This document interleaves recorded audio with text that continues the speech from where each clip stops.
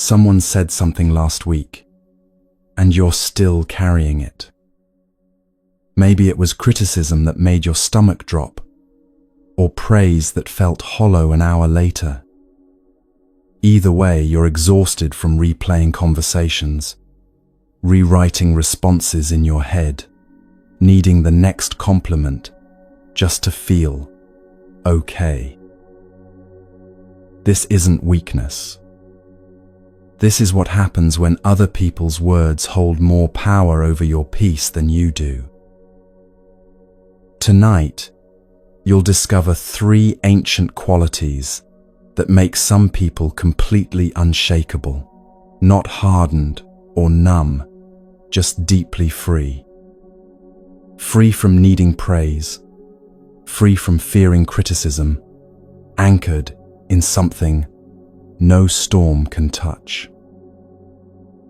The Buddha taught that suffering comes from clinging to what we want and pushing away what we fear. When we cling to praise and fear criticism, we're trapped in this ancient pattern. But there's another way, a way that's been working for 25 centuries.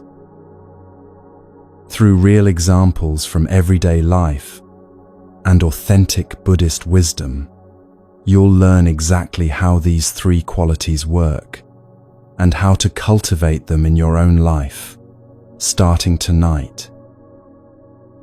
Before we begin, make yourself comfortable. Adjust your pillow, pull a blanket close if you'd like. Let your body find its most restful position.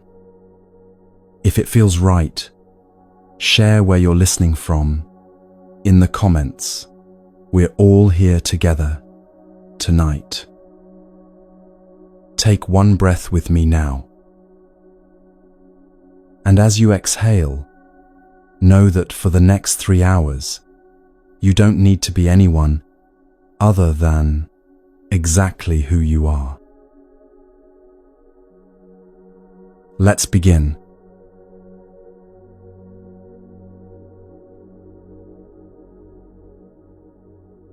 You're driving down a highway on a sunny afternoon.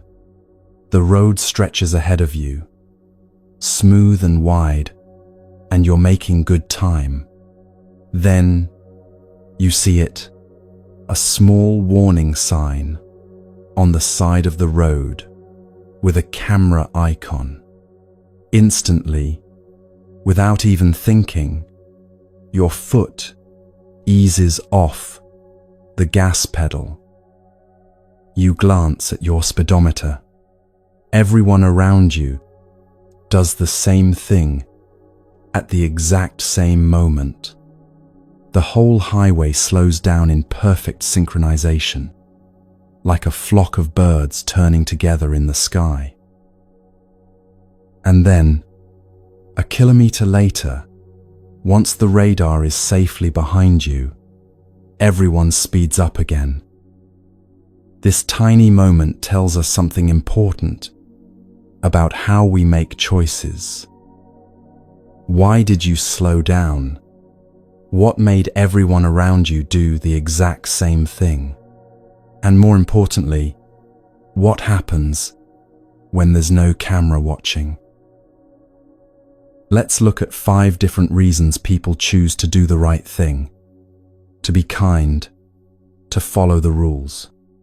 Understanding these reasons will help you see why other people's words, their criticism, their praise, have so much power over your peace right now. The first reason is simple. Nobody wants to get in trouble with the law. Nobody wants to pay a fine. Nobody wants to deal with police or courts. So, you slow down when you see that speed camera. You pay your taxes because the penalties are steep. You follow traffic laws because getting pulled over is inconvenient and expensive. This works, but only when someone's watching. When the threat is visible, take away the camera and the behavior changes. The second reason is what other people think. You might do something that won't land you in jail, but it could cost you socially. Your friends might stop calling. Your family might give you that look at dinner. You might not get invited to the next gathering. You've felt this one. That moment at a family dinner when you bite back what you really want to say because you know the cost. That careful editing of your social media posts because you're aware who's watching. That fake smile when someone tells a joke you don't find funny, but everyone else is laughing. You're performing, constantly aware of your audience, exhausted from managing your image.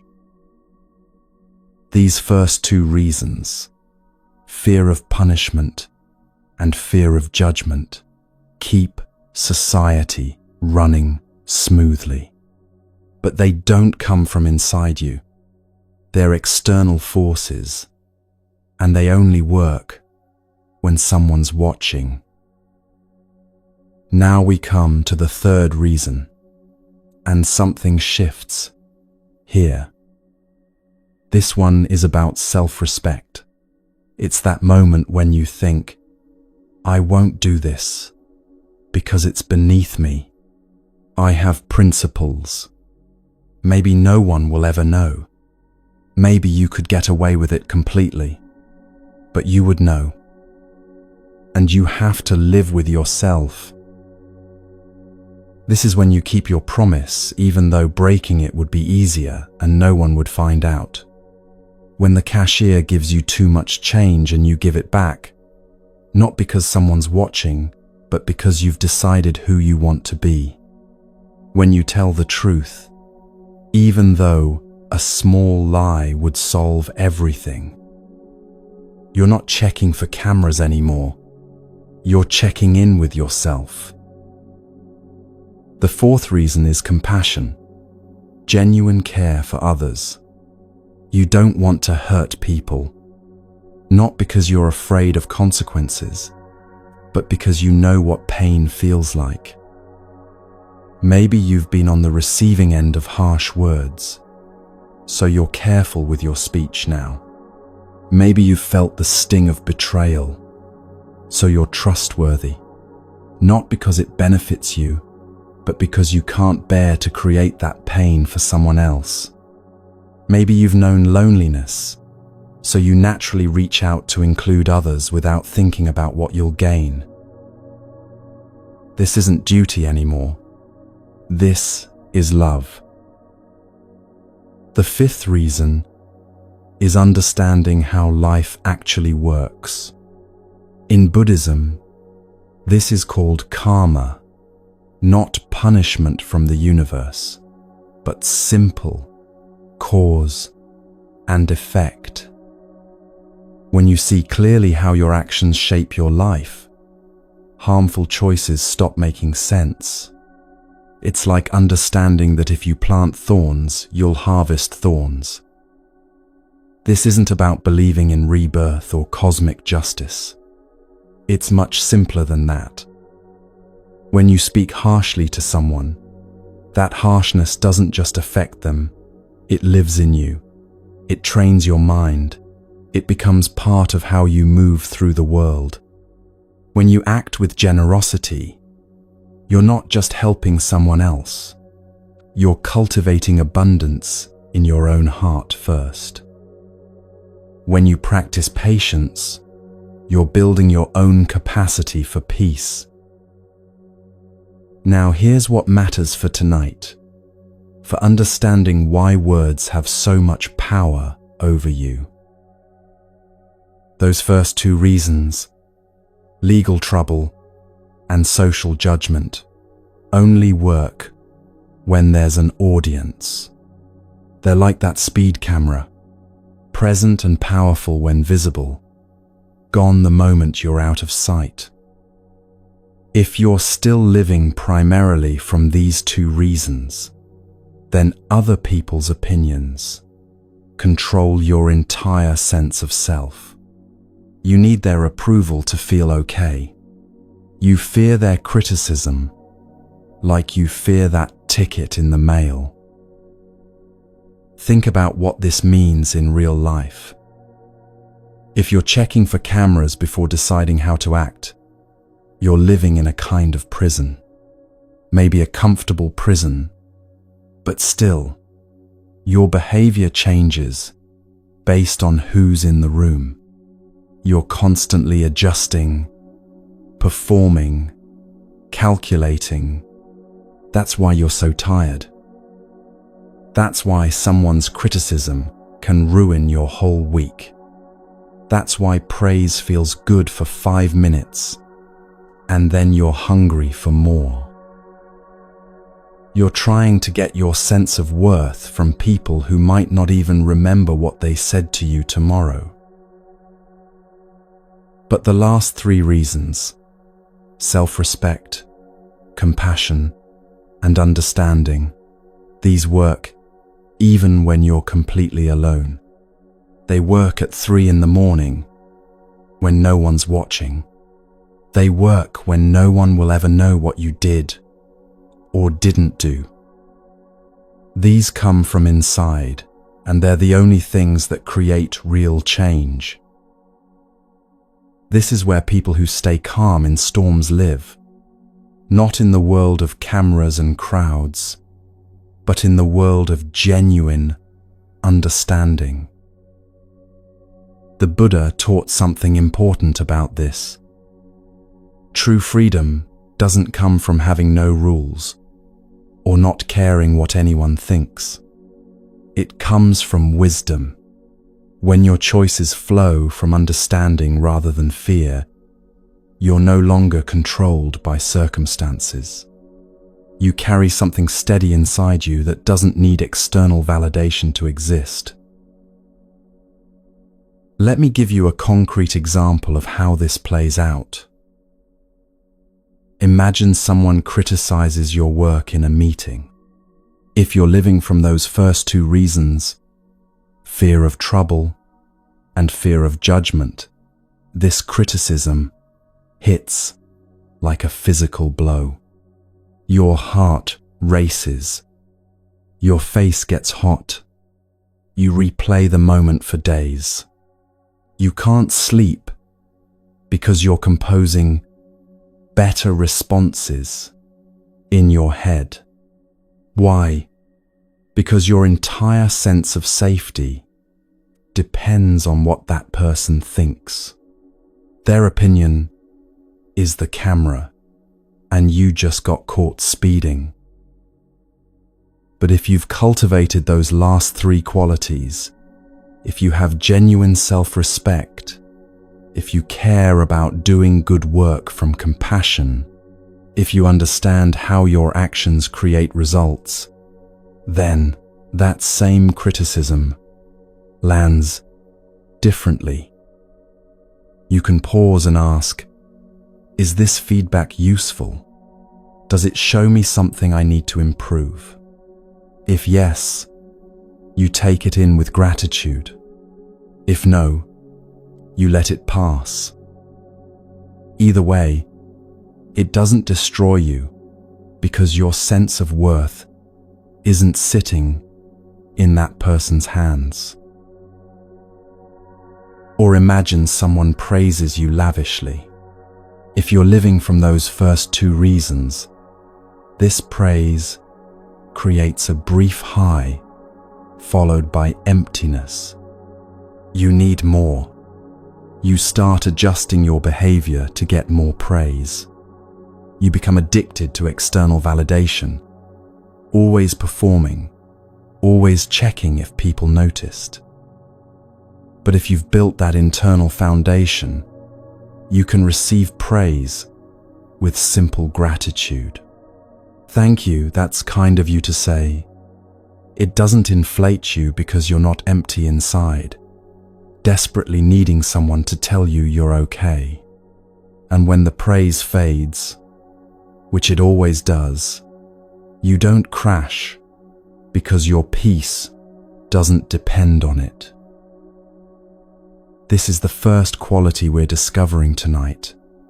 This internal stability that doesn't depend on who's watching or what they're saying. Right now, as you're listening, try something with me. Think about a choice you made in the last few days. Anything. How you spoke to someone, whether you kept a commitment, how you handled a difficult moment. Don't judge the choice. Just notice which reason guided you. Were you worried about getting caught? Were you concerned about what people would think? Or did it come from somewhere deeper, from your own sense of integrity, from genuine care, from understanding? Most of us, if we're honest, will find we're still checking for cameras a lot of the time. That's okay. That's not something to feel ashamed about. It's just information. You're becoming aware, and awareness is always the first step. The path we're walking tonight is about strengthening those inner qualities until they become stronger than any external pressure. It's about learning to act well, not because someone's watching, but because you've become someone who naturally chooses wisdom and kindness. And here's the beautiful part. Once you start living from this place, the storms of life hit differently. Criticism doesn't shake your foundation because you're not building your life on other people's approval. Praise doesn't make you desperately need more because you're already full. You're anchored in something real. But we're just beginning to see how this works. Because even when all the cameras are off, even when every other person has left the room, there's still someone watching. Always. And that someone is you. You are your own constant witness. You see every choice you make. You hear every thought that crosses your mind. You know the quality of your intentions. There's no hiding from this, no escaping it. You can turn off all the cameras, close all the doors, make sure no other human being knows. But you will always know. And this is actually good news. Because if you're your own constant witness, you can also become your own wise guide. You can develop that internal voice that doesn't punish or shame, but gently steers you toward what's true and beneficial.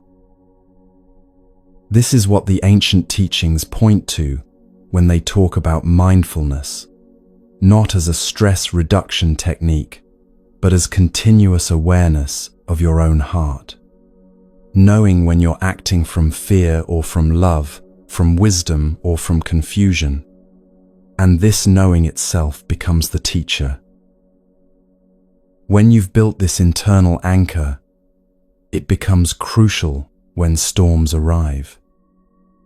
And storms will arrive. That's just part of being human. People will criticize you. People will praise you. Plans will fall apart. Circumstances will shift. And in those moments, if you've strengthened these inner qualities, self-respect, compassion, understanding, you'll have something to hold on to that the storm can't take away. Tonight, as you move through your evening, just notice which voice is guiding you. When you speak to someone, when you make a choice, which reason is operating? The one that checks for cameras? The one that worries about judgment? Or the one that comes from deeper wisdom? Just notice. That's all. No need to force yourself to change anything. Just bring gentle awareness to this question and let that awareness itself begin the work.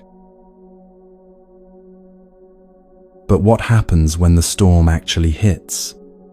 What happens when criticism arrives and punches you in the gut? Or when praise creates that desperate need for more?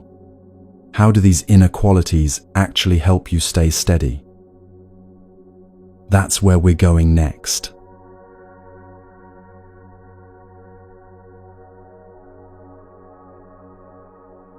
Picture this. You're sitting in your car at a railroad crossing. The barrier is down. Red lights are flashing. A long freight train is passing in front of you. Car after car after car, moving at its own steady pace. You have somewhere to be. You're already running late. And then you hear it. Someone behind you, honking their horn. Honking at the train, as if the train will hear it and speed up. As if the engineer will think, oh, someone's in a hurry, better go faster. As if reality itself will bend to the sound of that horn. It's absurd, isn't it? And yet, how many times do you do the exact same thing? Not literally honking at trains, but fighting what cannot be changed. Arguing with what already is. Demanding that circumstances bend to your plan instead of adjusting your plan to circumstances. This small moment at the railroad crossing reveals something crucial about suffering and about the first quality of people who stay unshaken no matter what life throws at them. Let's look at what's actually happening when someone honks at that train. On the surface, it's just impatience. They want to get somewhere. The train is in the way. They're frustrated. But underneath that impatience is something deeper: arrogance. Now, arrogance is a strong word, and we usually think of it as someone strutting around, thinking they're better than everyone else. But there's a subtler form of arrogance that most of us carry without realizing it. It's the belief that my plan, my idea of how things should be, is more valid than reality itself. You had a plan for your day. You were going to get from point A to point B in a certain amount of time. That was your mental picture of how things should unfold. Then reality shows up with a different plan, a train crossing, and something in you says, no, my plan is right. Reality is wrong. That's arrogance. That's believing your mental construction of how things should be is somehow more real, more important than what actually is. And this arrogance creates a chain reaction. Arrogance leads to impatience, and impatience leads to anger. Watch it happen inside you sometime. You're waiting in a long line at the store. You thought this would take 5 minutes, but it's been 15. First comes that arrogant thought, this shouldn't be happening. Then comes impatience, that tight feeling in your chest, that urge to make this go faster. And then comes anger at the slow cashier, at the person ahead of you, at the store. But notice, all of this suffering started with that first arrogant belief that reality should match your plan. The train doesn't care about your schedule.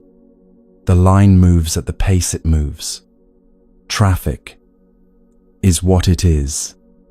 Your flight gets delayed. The weather changes your outdoor plans. Someone doesn't text back as quickly as you expected. And each time, you have a choice. Accept what is, or honk at the train. In the Buddhist teachings, there's a powerful image about the nature of noble beings, people who have cultivated deep inner stability. It says they're like gold that's been cut and burned, but still shines. The gold doesn't lose its nature no matter what happens to it. You can hammer it, heat it, bury it in the ground for 1,000 years. When you dig it up, it's still gold. This is the first quality we're discovering tonight. This unshakable nature that doesn't depend on circumstances. Most of us aren't like gold yet. We're more like ice sculptures on a sunny day. Beautiful, but completely dependent on conditions staying exactly as we need them to be. When the temperature changes, when reality doesn't cooperate, we melt. But gold doesn't need perfect conditions. It remains itself, no matter what. And the people who have cultivated this quality don't fall apart when plans change, when criticism comes, when praise doesn't arrive. They remain steady, not because nothing difficult happens to them, but because they've learned to stop fighting reality. Here's what this looks like in everyday life. Someone with this quality sits in traffic without rage because they're not arguing with the fact that there's traffic. Traffic exists. Right now, in this moment, traffic is real. Getting angry doesn't change it. It just adds suffering on top of inconvenience. So they adjust.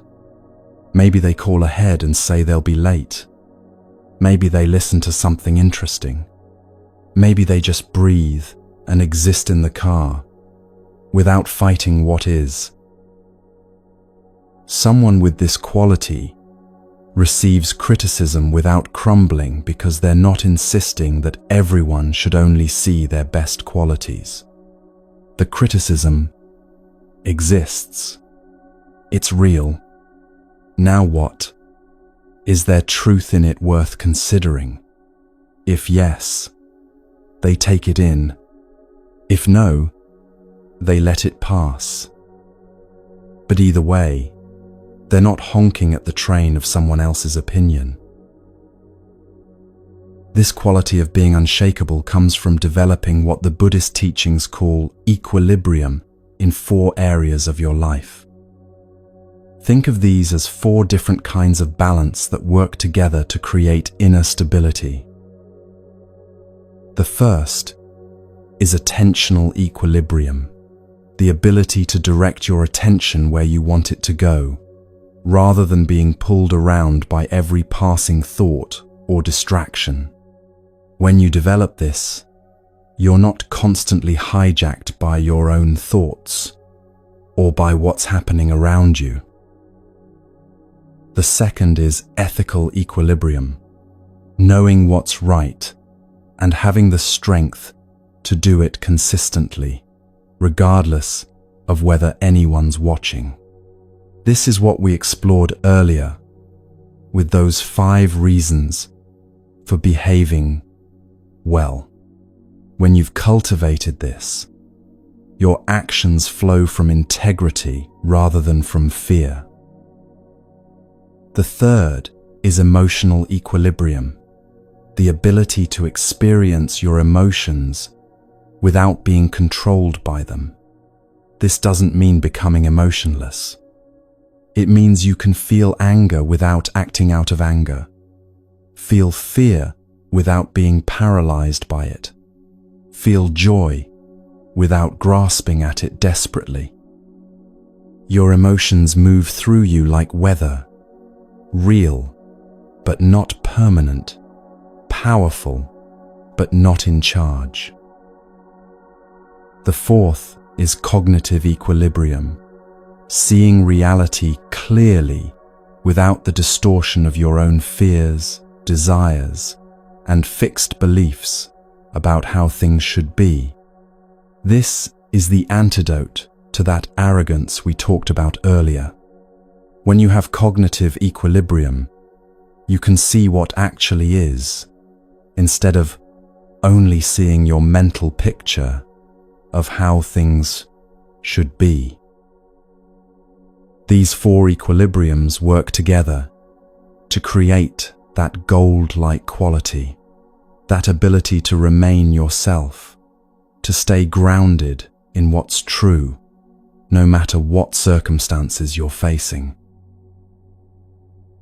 And here's why this matters so much for handling criticism and praise. When someone criticizes you and you lose your peace for days, it's because one or more of these equilibriums is shaky. Maybe you can't direct your attention away from replaying the criticism. Maybe you're knocked off your ethical center, questioning everything about yourself. Maybe the emotional hit controls your whole mood for a week. Maybe you can't see the criticism clearly, can't distinguish between useful feedback and just one person's perspective. Or when praise comes, and you desperately need more, need constant validation to feel okay. Same thing. Your attention is glued to seeking approval. Your actions start orienting around getting more praise. Your emotional state rises and falls based on whether people notice you. You can't see yourself clearly anymore, only how others see you. But when you've developed these equilibriums, criticism and praise are just information passing through.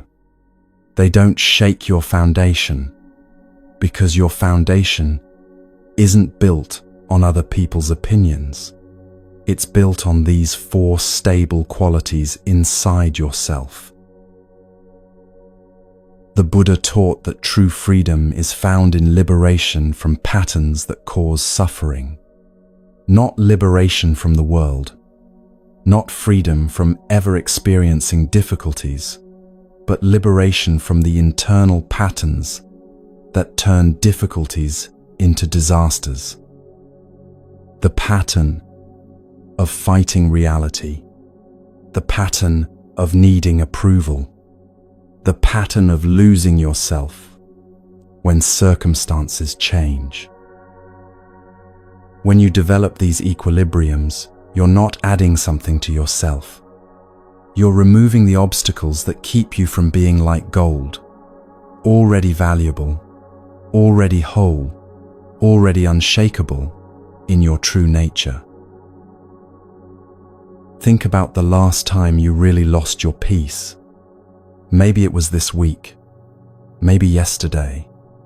Can you find the moment when you started honking at the train?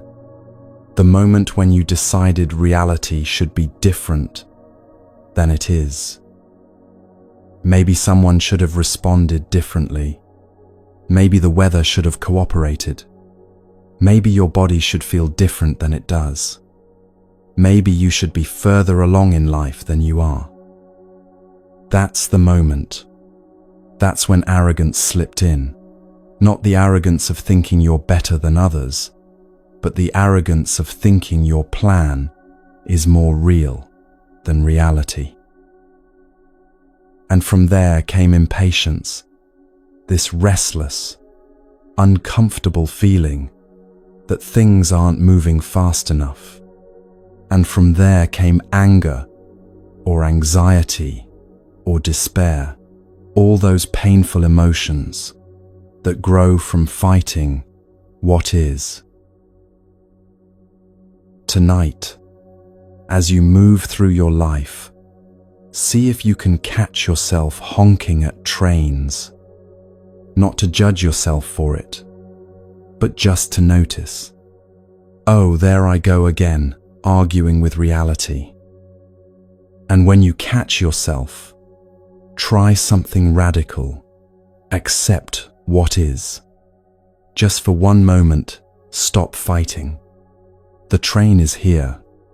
The traffic is here. The criticism is here. What now?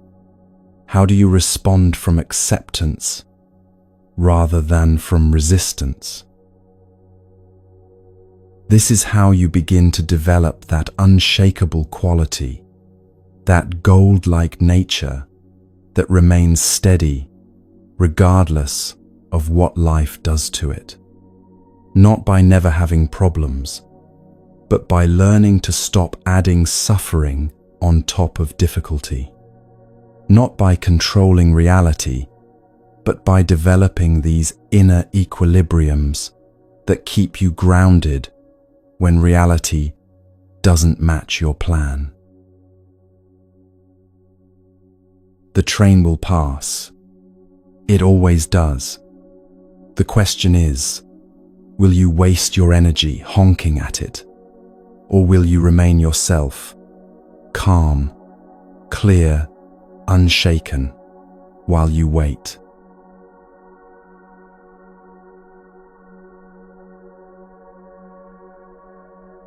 There's a story about Andres Segovia, one of the greatest classical guitarists who ever lived.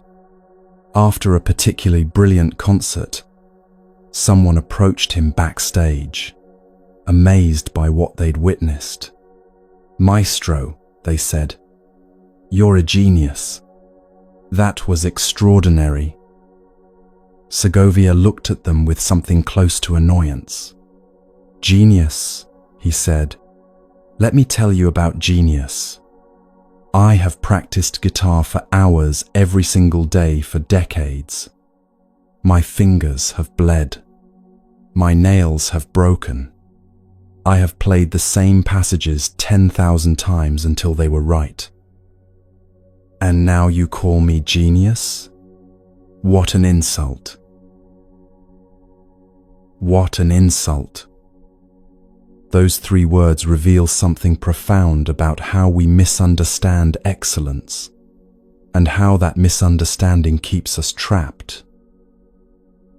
When we call someone a genius, we're doing something subtle but damaging. We're taking all the years of practice, all the discipline, all the failures and adjustments and persistence, and we're erasing them. We're saying, "You didn't earn this through effort. You were just born special. You descended from somewhere with a gift the rest of us don't have." And that does 2 terrible things at once. First, it robs the person of credit for their actual work. Segovia didn't wake up one day able to play like that. He built that ability note by note, hour by hour, year by year. Calling it genius makes it seem like magic, like something that just appeared fully formed. It dismisses the reality of what it actually takes to become excellent at anything. But second, and this is where it affects you directly, it lets everyone else off the hook. If Segovia is a genius, if his ability is some rare gift from birth, then you don't have to feel bad about not being at that level. Of course you can't play like that. You're not a genius. You weren't born with the gift. The genius label becomes your excuse for not trying, not practicing, not putting in the decades of work. Think about how often you do this in your own life. You see someone who's calm when everyone else is panicking, and you think they're just naturally calm. You see someone who handles criticism gracefully, and you think, they're just built that way. You see someone who's genuinely kind even when it costs them something, and you think, some people are just good. And in thinking this, you've just excused yourself from developing those same qualities. The truth is more challenging and more hopeful than the genius myth. Every quality you admire in another person, their patience, their wisdom, their unshakable peace, their ability to remain kind in the face of cruelty, these were built. They weren't gifts. They were practices. Someone decided to work on these things, failed many times, kept going, and gradually became the person you now admire. In Buddhist teaching, there's this beautiful concept called Buddha nature. It says that every single person has the potential for complete awakening, complete freedom from suffering, complete wisdom and compassion. Not that everyone will develop it, but that everyone could. The seed is already there. The possibility is inherent. You already have everything you need to become unshakable in the face of criticism and praise. You already have the capacity for that gold-like quality we talked about earlier, remaining yourself regardless of circumstances. You already have Buddha nature. What you might not have yet is the willingness to practice. Because here's what separates the people who stay calm in storms from the people who get tossed around. It's not that they were born different. It's that they practiced being calm. They practiced not taking things personally. They practiced returning to their center after being knocked off balance. They did this over and over, year after year, until it became natural. Some people are just brave enough to start that practice. That's the only difference. Not smarter, not more talented, not blessed with special genes, just brave enough to say, I'm going to work on this. I'm going to notice when criticism knocks me down and practice getting back up. I'm going to notice when praise makes me desperate for more and practice letting it pass through. I'm going to practice these 4 equilibriums we talked about until they become as natural as breathing. And you can start from exactly where you are right now. Maybe right now, criticism destroys you for days. That's fine. That's just your starting point. You don't need to already be good at this. You just need to start noticing what happens when criticism comes and practice responding differently. Even 1 degree differently is progress. Maybe right now, you need constant validation from others to feel okay about yourself. That's fine too. That's where you're starting. You don't need to suddenly become self-sufficient overnight. You just need to start noticing that hunger for approval when it arises, and practice sitting with it for just a few moments before seeking the next hit of validation. The Buddhist teachings are clear about this. Noble beings aren't a special category of humans who descended from heaven with halos. They're people who did the work.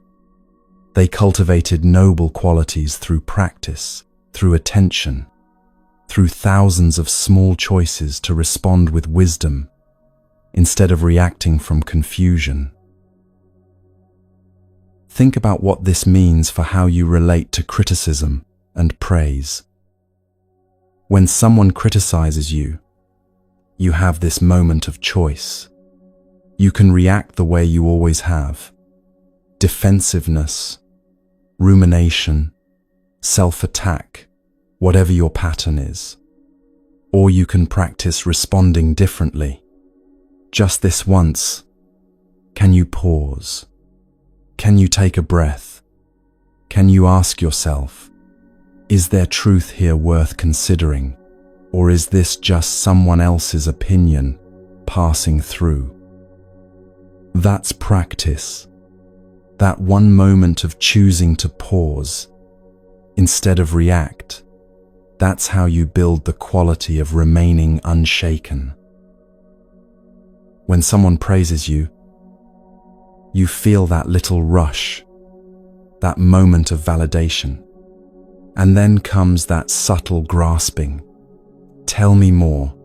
Notice me more. I need more of this feeling. Can you notice that grasping? Can you let the praise land with a simple thank you and then let it go without building your identity around it? That's practice too. And each time you practice, you're building something real. Those 4 equilibriums, that internal stability, that gold-like nature that doesn't change based on whether people are applauding or criticizing. The Buddha said something important about this. He said, "No one saves us, but ourselves. No one can and no one may. We ourselves must walk the path." This isn't harsh. It's liberating. It means you're not waiting for someone to fix you or gift you with peace. You're building it yourself, one practice at a time. Right now, think about something you've called impossible for yourself. Maybe you've said, "I could never stay calm when someone attacks me. I could never be free from needing approval. I could never handle criticism without falling apart." That word never, that's you calling yourself something other than what you actually are. You're calling yourself fixed, unchangeable, incapable of growth.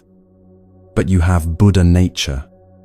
You have the same potential that every awakened being has ever had. What you're actually saying is, "I'm not willing to practice this. I'm not brave enough yet to start." And that's okay. You don't have to start today. But notice that it's a choice, not a fixed limitation. The door is always open. When you watch someone remain peaceful in chaos, when you see someone accept criticism with grace, when you witness someone give and receive praise without being controlled by either, you're not watching a genius. You're watching someone who practiced, someone who was brave enough to start from wherever they were and build these qualities through attention, effort, and time. You can do the same thing, not because you're special, but because you have the same human capacity they do. Not overnight, but step by step. Not perfectly, but progressively. Now let's look at how this actually works, how you take that potential and turn it into something real in your daily life. We've discovered something important together tonight.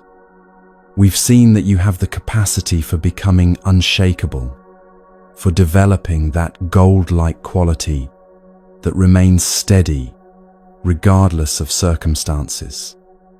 We've seen that this isn't about being born special, it's about being willing to practice. But how does that internal stability actually grow? How do you move from understanding this conceptually to living it? It grows the same way physical strength grows, through regular practice that gradually builds capacity. When you first start lifting weights, 5 pounds might feel heavy, but you keep showing up, keep lifting, and 6 months later, 5 pounds is nothing. You didn't suddenly become a different kind of human. You built strength through repetition. Internal stability works the same way. Each time someone criticizes you, and you practice pausing instead of immediately reacting, you're building attentional equilibrium, the ability to direct your attention deliberately rather than being hijacked by emotion. It might only last for 3 seconds at first. That's fine. Next time, maybe it's 5 seconds. You're building capacity. Each time you notice that desperate craving for more praise, and you practice sitting with it, instead of immediately seeking the next validation, you're building emotional equilibrium, the ability to feel emotions without being controlled by them. The craving doesn't disappear immediately, but you're learning you can experience it without acting on it.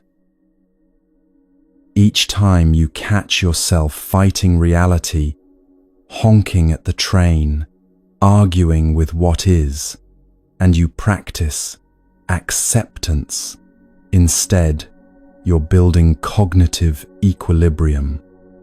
You're training your mind to see clearly, rather than through the filter of how things should be.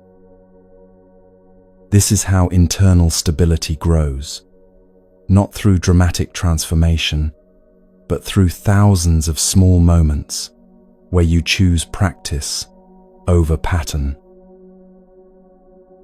And here's why this matters so much right now, in this particular moment in history. The storms are relentless. You're not imagining that. The pace of life has accelerated. The demands on your attention are constant. Social media means criticism and praise are continuous and public. You can be attacked or celebrated by strangers at any moment. Work demands immediate responses. Relationships require constant maintenance. The news cycle never stops. There's always something to react to, always something demanding your emotional energy, always another storm on the horizon. If you don't have that internal anchor we've been building toward tonight, you'll be tossed around endlessly. Your peace will depend entirely on whether the most recent message you received was kind or cruel. Your sense of self will rise and fall based on the last post's engagement. You'll be exhausted, constantly vigilant, never at rest. But if you've built that internal stability, if you've practiced those equilibriums until they're strong, then you can move through all of this without losing yourself. The storms still come. The criticism and praise still arrive, but they don't determine your state anymore. You have something steady inside that nothing external can shake. The Buddha taught, you yourself, as much as anybody in the entire universe, deserve your love and affection. This isn't just a nice sentiment. It's pointing to something practical. When you've built this internal foundation through practice, you stop looking to others to tell you whether you're okay. You know, not because you're arrogant, but because you're grounded in something real. These cultivated qualities that don't waver based on circumstances. So tonight, as you continue through these teachings, know that everything we're exploring is buildable. You're not learning about qualities you can never have. You're learning about qualities you can develop, starting from exactly where you are right now, through practice. The question isn't whether you're capable. You are. The question is whether you're willing to practice.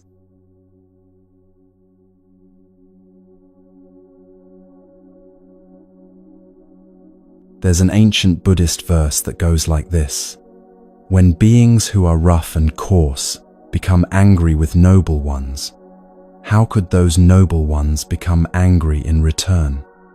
Though the jackal barks with arrogance, the king of beasts responds only with compassion."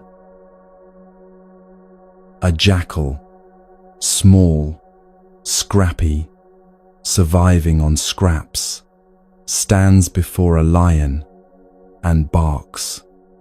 Barks loud, barks aggressively, tries to appear threatening. The lion could destroy this jackal in seconds. The lion has claws, has strength, has every physical advantage. But the lion doesn't attack, doesn't even growl back, just watches with something that looks like understanding, maybe even kindness, and walks away. Why? Because the lion understands something the jackal doesn't. This barking isn't really about the lion at all. This is the second quality we're discovering tonight: the ability to not retaliate when someone attacks you, criticizes you, tries to diminish you. Not because you can't respond, not because you're weak or passive, but because you understand something deeper about what's actually happening. Let's be honest about something first. Rough people will attack you. Not might, will. People who are carrying their own pain, their own unprocessed trauma, their own confusion about life. They're going to lash out sometimes, and you might be in the path of that lashing. This isn't pessimism. This is just reality. Maybe it's a coworker who criticizes your ideas in meetings with unnecessary harshness. Maybe it's a family member who makes cutting comments disguised as jokes. Maybe it's someone online who attacks you for having an opinion. Maybe it's a friend who betrays your trust when they're scared or insecure. These things happen. They happen to everyone. And here's what the verse is pointing to. These attacks say much more about the person doing the attacking than about you. Think about that jackal for a moment. It's not barking because the lion did something wrong. It's barking because that's what jackals do when they feel threatened or insecure. It's their nature, their pattern, their way of dealing with a world that feels dangerous. The lion hasn't provoked this. The lion is just being a lion, existing in its own power and peace. But the jackal's internal state, fear, insecurity, the need to assert itself, causes the barking. Now imagine if the lion took it personally. Imagine if the lion thought, "Why is this jackal attacking me? What did I do wrong? Maybe I'm not as powerful as I thought. Maybe I deserved this." Or imagine if the lion attacked back in rage. "How dare this small creature challenge me?" Both responses would be based on a misunderstanding of what's actually happening. The jackal is acting from its own internal confusion, not from anything the lion has done or is. Here's a question that might change how you see criticism. Who gets angry at water for being wet? Water is wet. That's its nature. Fire is hot. That's its nature. You don't rage at the ocean for making you wet when you jump in. You don't sue fire for burning you when you touch it. You understand that these elements have certain qualities, and getting angry at them for being what they are makes no sense. Some people operate from patterns that cause them to criticize harshly. Some people are emotionally burning right now with their own unprocessed anger. Some people are drowning in their own needs and will soak everyone around them. This is where they're operating from, not necessarily who they'll always be, but who they are right now. Here's where most people trap themselves. You create a mental version of people, an avatar, an image, a character in your mind of who they are and how they should behave. This mental version is based on your hopes, your needs, your ideas about relationships. And then the real person does something that doesn't match your mental version, and you suffer. Your friend who you thought was reliable doesn't show up when they promised. Your colleague who you thought was professional loses their temper. Your family member who you thought understood you makes a cruel joke at your expense. The suffering comes from the gap between your avatar and reality. You were expecting someone to give you something they genuinely don't have to give right now. This is what the lion understands. You can't ask someone for what they don't have. That coworker doesn't have gentleness to offer right now. That family member doesn't have emotional maturity to communicate directly. That friend doesn't have the follow-through you need. Does this mean you just accept bad treatment? Absolutely not. And this is critical. So listen carefully. There's a massive difference between your attitude and your action. Your attitude can be compassionate, understanding that this person is acting from their own confusion, their own pain, their own limitations. You're not taking it personally because you understand it's not really about you. You're not filled with rage because raging at water for being wet doesn't change anything. But your actions can still be firm. You can set clear boundaries. You can stop putting yourself in situations where you'll be hurt. You can limit your exposure to harmful people. You can even end relationships that are damaging. All of this can be done from compassion, not from hatred. You're not punishing the water for being wet. You're just choosing not to jump in anymore. You're not attacking the fire for being hot. You're just keeping your distance. The Buddha taught something important about this. He said that holding on to anger is like grasping a hot coal with the intent of throwing it at someone else. You're the one who gets burned. When someone treats you badly and you respond with rage, with revenge, with the need to attack back, you're not hurting them as much as you're hurting yourself. You're burning your own hand. But when you understand that their behavior comes from their own confusion, when you can see them with compassion while still protecting yourself, you're free. Free from the cycle of retaliation, free from taking everything personally, free from being controlled by how others behave. This is what it means to respond like the lion, not like another jackal. When someone criticizes you harshly, you can see that they're operating from their own pain. You can choose whether this criticism has any truth worth considering. If it does, you take it in. If it doesn't, you let it pass. But either way, you're not spending the next week plotting revenge or composing clever comebacks in your head.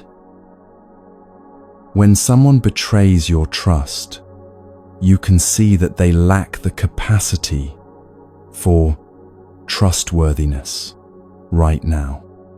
You can adjust your expectations and behavior accordingly. You can stop giving them opportunities to hurt you without needing to hurt them back. When someone attacks you, online, in person, wherever, you can see that they're a jackal barking, not a real threat to who you are. And you can walk away with your peace intact. This is the second quality of noble beings, not retaliating when attacked.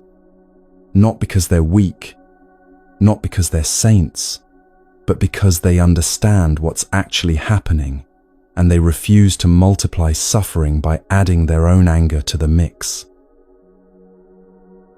Think about someone in your life who treats you badly sometimes. Have you been asking them for something they don't have? Have you been expecting this person to give you support or kindness or reliability that they simply can't provide right now? What would change if you stopped expecting it? Not in a bitter way, just in a clear-eyed way. This person is who they are right now. What would it be like to accept that reality and adjust your behavior accordingly while keeping your heart free from rage? You don't have to keep getting wet just because water is wet. You can step back. You can protect yourself. You can set boundaries. You can even walk away entirely if needed. All of this can be done with compassion, understanding that they're doing the best they can with the awareness they currently have, even if that best isn't good enough for you to stay close to.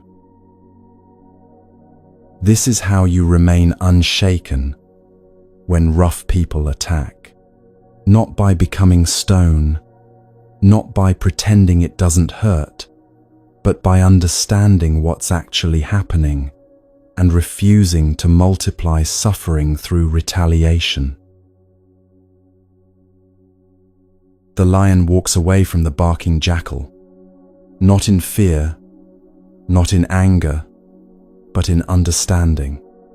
And that understanding keeps the lion's peace intact.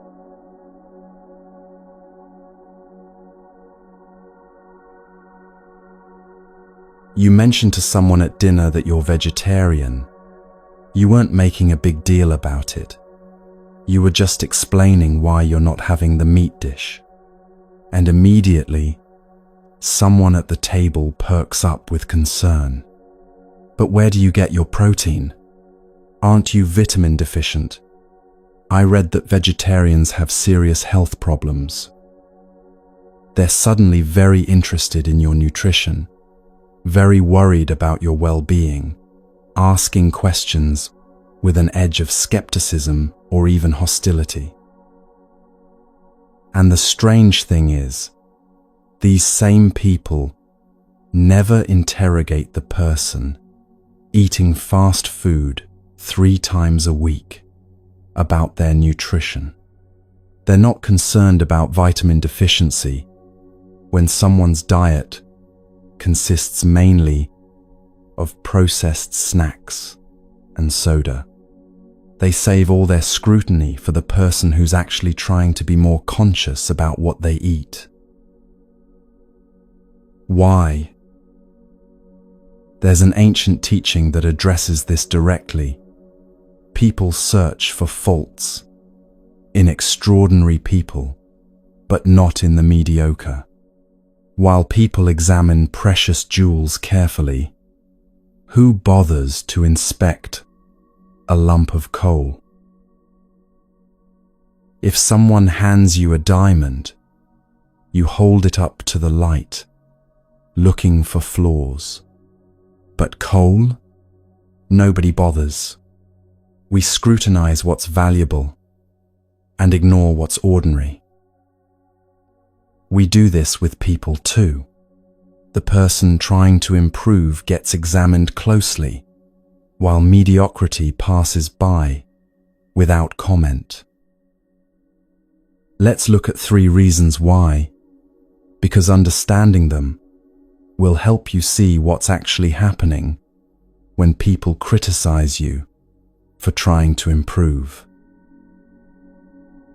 The first reason is threat.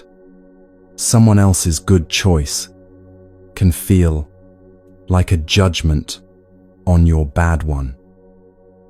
That vegetarian at the table isn't saying anything about your meat eating, but their choice creates a contrast that makes your own choice suddenly visible. So you find flaws in theirs. You focus on protein deficiency, vitamin B12, supposed health problems. You're not actually concerned about their health. You're protecting your ego from feeling inferior. Someone stays calm in a crisis, and you think they must be emotionally cold. Someone is generous, and you think they must not have a real life. Someone handles criticism gracefully, and you think they must have no self-respect. The flaw you find makes you feel better about not being like them. The second reason is the most uncomfortable. We search for flaws in good people to give ourselves permission to stay exactly as we are. You see someone living ethically, making good choices, trying to be better. Part of you feels uncomfortable because you're not living that way. You know you should probably make some changes. But change is hard. So you search for their flaws, and when you find one, you feel relieved. See, even they mess up. Even they aren't as good as they pretend. So I don't need to feel bad about my choices. I don't need to change. Their flaw gives you permission to keep your own flaws without guilt. This is why people get almost gleeful when someone ethical makes a mistake. It's not just Schadenfreude, it's permission. Their imperfection means you don't have to be perfect either. The friend who always seems to have their life together makes one bad decision, and you feel oddly satisfied. The coworker who's usually professional loses their temper once, and part of you thinks, finally, not so perfect after all. The person who talks about mindfulness gets stressed and snaps at someone, and you think, I knew it was fake. You're collecting evidence that nobody's really good, so you don't have to try to be good either. The third reason is what happens when we label someone as good. We hold them to impossible standards. Imagine someone wearing pristine white clothing. One tiny drop of coffee on their shoulder stands out dramatically. But someone in already stained work clothes, you could spill an entire cup and it would barely show. The smallest mistake from a good person becomes enormous. But someone who's never claimed to be good can make huge mistakes, and nobody blinks. This is why the usually reliable friend gets harsh criticism when they're late once, while the always late friend gets a pass. This is why you might face more scrutiny for trying to improve than you did when you weren't trying at all. Now here's what this means for you. The more you develop inner stability, the more scrutiny you'll face. People will look for your flaws. They'll test your patience to see if it's real. They'll watch for when you slip and point it out with satisfaction. Not everyone will do this, but some will, and understanding why helps you not take it personally. They're not really looking at you. They're looking at the contrast between who you're becoming and who they're staying. They're searching for the flaw that gives them permission to stay comfortable with their own choices. There's a poison in communities that the Buddha warned about: gossip about other people's faults. This poison spreads easily because it feels good. It makes us feel superior. It bonds us with others who are also criticizing. It distracts us from looking at our own issues. But it destroys communities. It creates an atmosphere where nobody feels safe to grow or change because they know they'll be scrutinized for it. It keeps everyone trapped at the lowest level because standing out invites attack. The Buddha taught that it's easy to see others' faults. We throw them up in the air, like chaff in the wind, making them visible to everyone. But our own faults, those we hide carefully. When you find yourself examining someone else's choices, searching for flaws in their goodness, pause and ask, what am I avoiding looking at in myself? What permission am I trying to give myself by finding their imperfections? And when others do this to you, when they scrutinize your choices, search for flaws in what you're trying to do, remember what's actually happening. It's not about you. It's about their need for permission to stay as they are. Think about when you've criticized someone for trying to be better. Someone at work taking initiative and you thinking they're showing off. Someone posting about their progress and you rolling your eyes. Someone making a healthy choice and you finding reasons why it's not really that healthy. Were you looking for the flaw that would give you permission to stay exactly as you are? And think about when you've held back from doing something good because you knew people would scrutinize it. You knew that being ordinary is safer than standing out. What would it be like to do the good thing anyway? To become someone worth examining, even knowing people will look for flaws?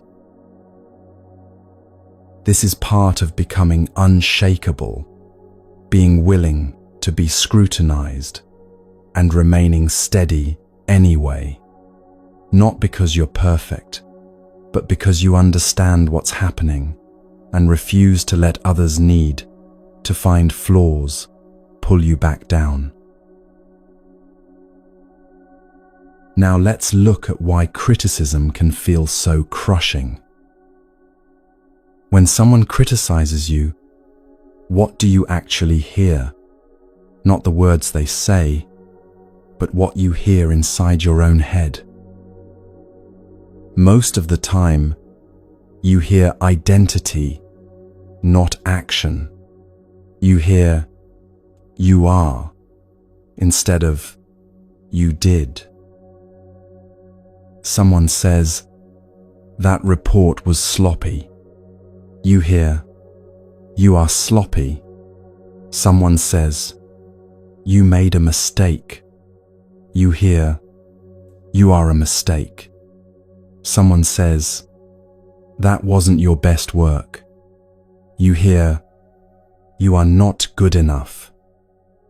The criticism was about an action, a specific thing you did, in one moment, but you heard it as a judgment about your identity, about who you are permanently. This shift from action to identity is why criticism feels so crushing. If someone's critique is about what you did, you can change it next time. You can learn and improve. But if you've translated it into identity, if "that was sloppy" becomes "you are sloppy," then there's no way out. You're trapped. The criticism becomes permanent instead of temporary feedback. And here's what makes this complicated. We do this shift ourselves. The other person might be giving reasonable feedback about a specific action, but we translate it into identity the moment we hear it. Then we suffer from that translation, not from what they actually said. This happens because of how empty or full you are inside.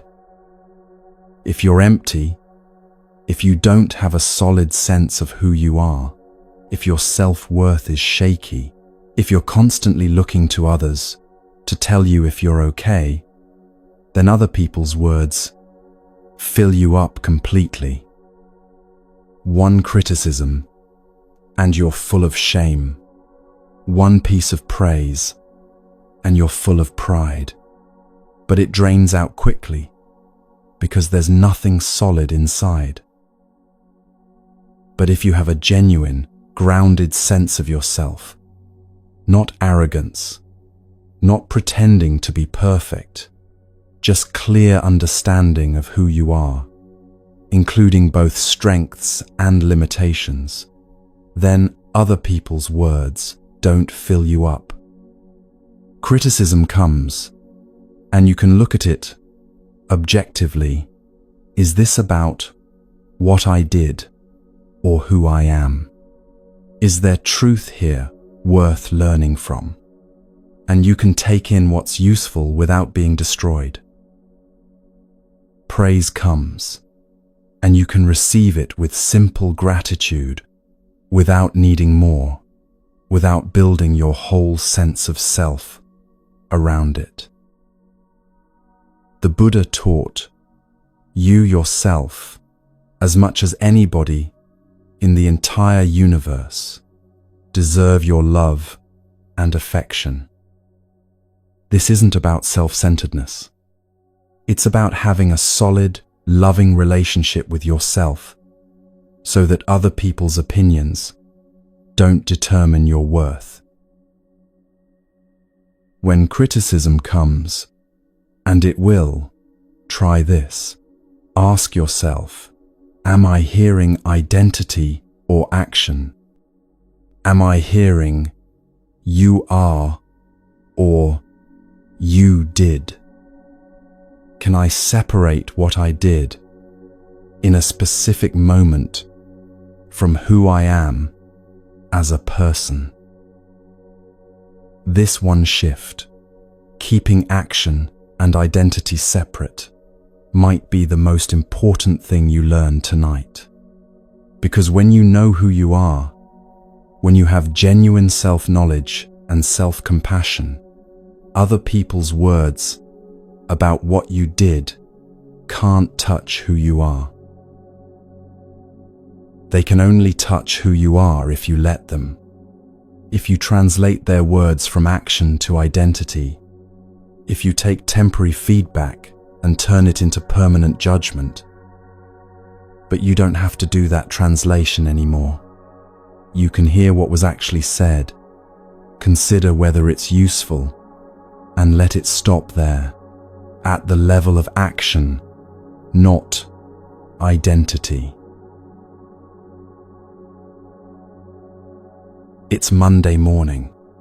You open your email and there it is. A message from your manager, a colleague, maybe a client. Just a few lines. But those lines say something critical about your work, about your judgment, about a decision you made. Your stomach drops. Your heart speeds up. You read it again, hoping you misunderstood. But no, it says what you thought it said. And just like that, your whole week changes. You can't focus on anything else. You read the email 10 more times, analyzing every word. You compose responses in your head, some defensive, some apologetic, some angry. You don't send any of them, but you can't stop writing them mentally. You replay the situation, seeing all the ways you could have done it differently. Tuesday comes and you're still thinking about it. Wednesday, and it's still there, a weight in your chest. By Friday, you've barely accomplished anything because this one email has consumed your mental energy. Or maybe it's the opposite. Maybe the email is praise. Your manager says your work was excellent, exactly what they needed. You feel amazing for about 2 hours. Then the feeling starts to fade. By afternoon, you're already wondering, will they think the next thing I do is as good? What if I can't maintain this level? By the next day, that praise feels like it happened years ago, and you're already hungry for the next validation. This is what it means to live as a hostage to words. Criticism destroys you. Praise inflates you, briefly, then leaves you empty, and neither one gives you any lasting peace. This brings us to the third quality of people who remain unshaken. Praise doesn't seduce them, criticism doesn't crush them, and they stay rooted in something real, regardless of what others say. Let's look at why we get trapped in this cycle. In Buddhist teaching, there's something called the 8 worldly dharmas, 8 things that most people spend their entire lives chasing or avoiding. They come in 4 pairs. The first pair is praise and criticism. We desperately want praise and desperately fear criticism. We adjust our behavior, our words, our choices to maximize praise and minimize criticism. The second pair is gain and loss, acquiring things and losing things. Money, possessions, status, titles, achievements. We spend enormous energy trying to gain more and avoid losing what we have. The third pair is fame and obscurity, being noticed versus being ignored. Not fame in the celebrity sense necessarily, but being important, being recognized, being someone who matters in your workplace, your community, your social circle. The fourth pair is pleasure and pain, seeking what feels good and avoiding what feels bad. Not just physical pleasure and pain, but emotional comfort and discomfort. The pleasant conversation versus the difficult one, the easy path versus the challenging one. Now here's what makes these 8 things so powerful and so problematic. They work. Sort of temporarily. Praise does feel good. Gaining something you wanted does bring satisfaction. Being recognized does create a sense of significance. So your mind learns, this is how I get happy. Chase these things. Build your life around pursuing praise, gain, fame, and pleasure while avoiding their opposites. But there's a massive problem with this strategy. None of these things last, and none of them are under your control. Think of it like a casino. You walk in, and sometimes you win. The praise comes. The promotion happens. People notice you. You feel good. That win feels amazing, so you think, this is working. But the house always wins in the long run. Eventually, criticism will come. Loss will happen. You'll be overlooked. Pain will arrive. And when it does, you crash. The problem isn't that these things exist. The problem is confusing them with genuine well-being. Pleasure is not the same as peace. Praise is not the same as self-worth. Gain is not the same as security. Fame is not the same as meaning. But we confuse them constantly because they give us a hit, a temporary spike of good feeling that we mistake for actual happiness. It's like eating candy and thinking you've had a nutritious meal. It tastes good, gives you quick energy, but doesn't actually nourish you. And when it wears off, you're hungrier than before. This is why that Monday morning email can ruin your whole week. You've built your sense of self on other people's opinions. When the opinion is positive, you feel solid, but only until the next opinion arrives. When the opinion is negative, everything crumbles because there's nothing underneath holding you up. The Buddha taught something crucial about this. He said that suffering comes from tanha, this desperate clinging to experiences we want and desperate pushing away of experiences we don't want. We crave praise and push away criticism. We crave gain and push away loss. This constant craving and aversion creates endless suffering because we're trying to control what can't be controlled. But here's what's hopeful. You can build your life on something that doesn't move, that doesn't depend on whether Monday's email is praise or criticism. Remember those 4 equilibriums? Attentional, ethical, emotional, cognitive. These are what you root yourself in instead of the 8 worldly dharmas. When you can direct your attention, when you act from integrity, regardless of who's watching, when you can experience emotions without being controlled by them, when you see reality clearly, these qualities don't fluctuate based on what email arrives Monday morning. They're yours. They're stable. They're under your influence, even if not completely under your control. This is what it means to stay rooted in your practice rather than in results. Your practice, your daily choices to cultivate these equilibriums, to develop genuine self-knowledge, to act from integrity, this is the solid ground beneath your feet. Results fluctuate. Sometimes people praise you, sometimes they criticize you.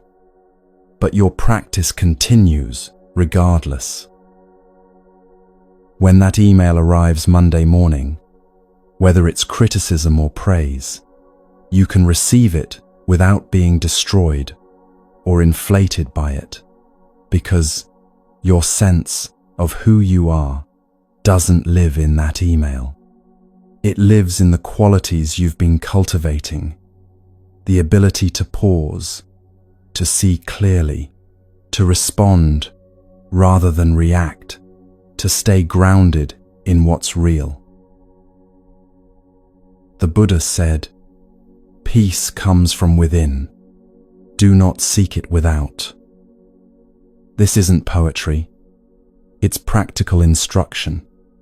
Stop betting everything on the casino of praise and criticism, gain and loss.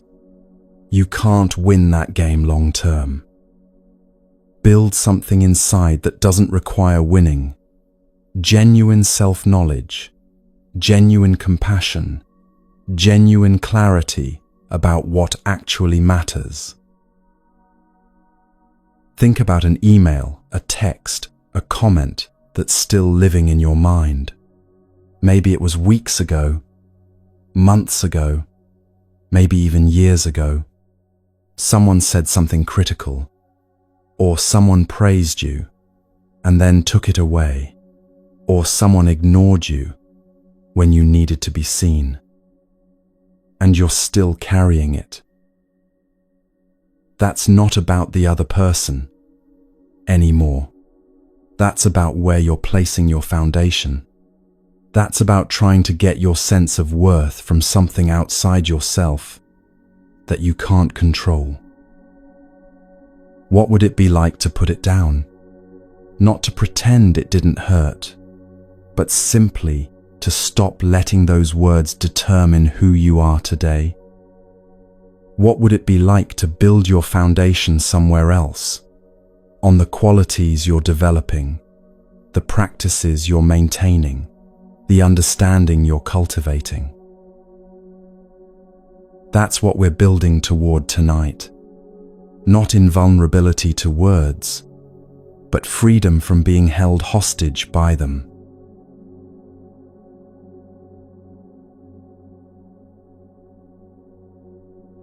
Picture someone dressed in pristine white clothing from head to toe. White shirt, white pants, white shoes, everything perfectly clean, bright, spotless. They're sitting at a cafe having coffee. One tiny drop, barely noticeable, maybe the size of a pencil eraser, falls on their shoulder. Everyone sees it immediately. That single brown spot on all that white stands out like a spotlight's on it. The person becomes acutely aware of it, self-conscious, maybe even embarrassed.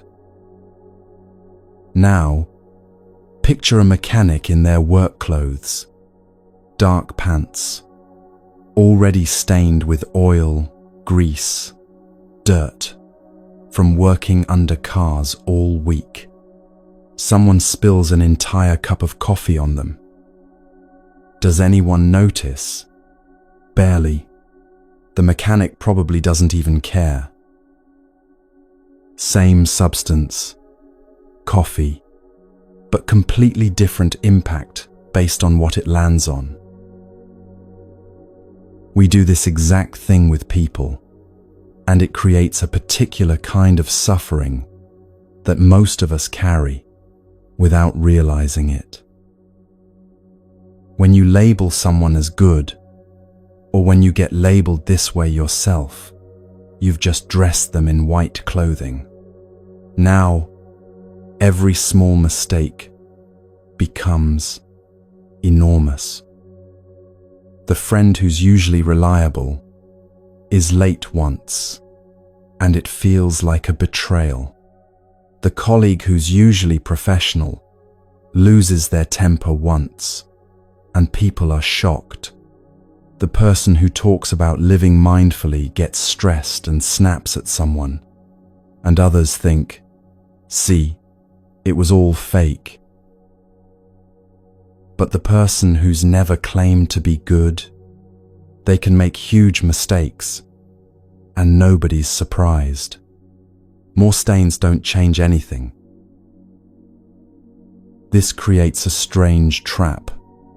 The better you try to be, the more exhausting it becomes, because the standard keeps rising.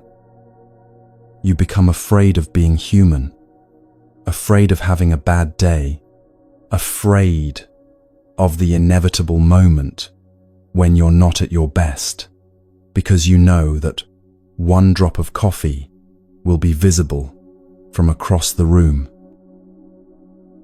And here's what makes this even more complicated. Often, you're the one doing this to yourself. Maybe nobody else is holding you to these impossible standards. But you've decided you should be good. You should be calm. You should be patient. You've dressed yourself in white, and now you're terrified of any spot appearing. You handle criticism well 99 times, but the one time you get defensive, you're devastated with yourself. You stay calm through 99 stressful situations, but the one time you lose it, you think, I'm a fraud. I'm not actually calm. I've been pretending. You're judging yourself by the drop of coffee, not by the 99 times there was no drop. You're focusing on the spot and ignoring all the white that's still clean. This is exhausting. This is why people sometimes give up on trying to be better, not because being better is hard, but because the standard they're holding themselves to is inhuman. Nobody can be perfectly calm, perfectly patient, perfectly composed all the time. But we think we should be able to. And when we can't, we crash. And then there's what happens when others put you on a pedestal. Maybe you've been reliable, kind, patient, strong through difficult times. People start seeing you as the calm one, the stable one, the one who has it together. And at first, this might feel good. It's nice to be seen as capable. But then you realize you can't have a bad day anymore. You can't admit when you're struggling, because people need you to be strong. You can't show frustration or anxiety or weakness, because that's not who you're supposed to be. You've been dressed in white by others' perception, and now you're trapped maintaining that image, even when you just want to be human. The pedestal becomes a prison. You're isolated up there, trying to maintain an image of perfection that you never claimed you had in the first place. This relates directly to how we handle praise and criticism. When people praise you for being calm, wise, patient, kind, they're dressing you in white.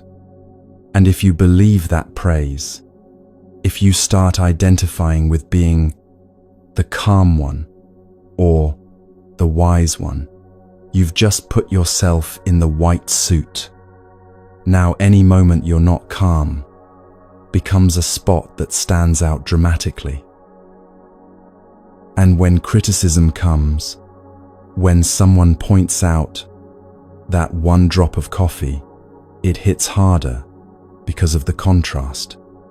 You're experiencing the gap between who you've been presented as and the human reality of who you actually are. So, what's the way out of this trap? First, stop wearing white. Stop holding yourself to standards of perfection that no human can maintain. Stop believing that being good means being perfect, that trying to improve means never making mistakes, that handling criticism well means never being hurt by it. You can be someone who generally stays calm and still have moments when you lose it. You can be someone who tries to be kind and still have moments when you're sharp or impatient. These moments don't erase all the other moments. They don't make you a fraud. They make you human. The Buddha never taught perfection. He taught practice, continuous, ongoing practice of returning to wisdom, to compassion, to clarity after you've lost them. Not staying in them constantly without ever falling out, but returning to them each time you do fall out. Good enough is actually good enough. Not as a cop-out, but as a realistic understanding of what it means to be human.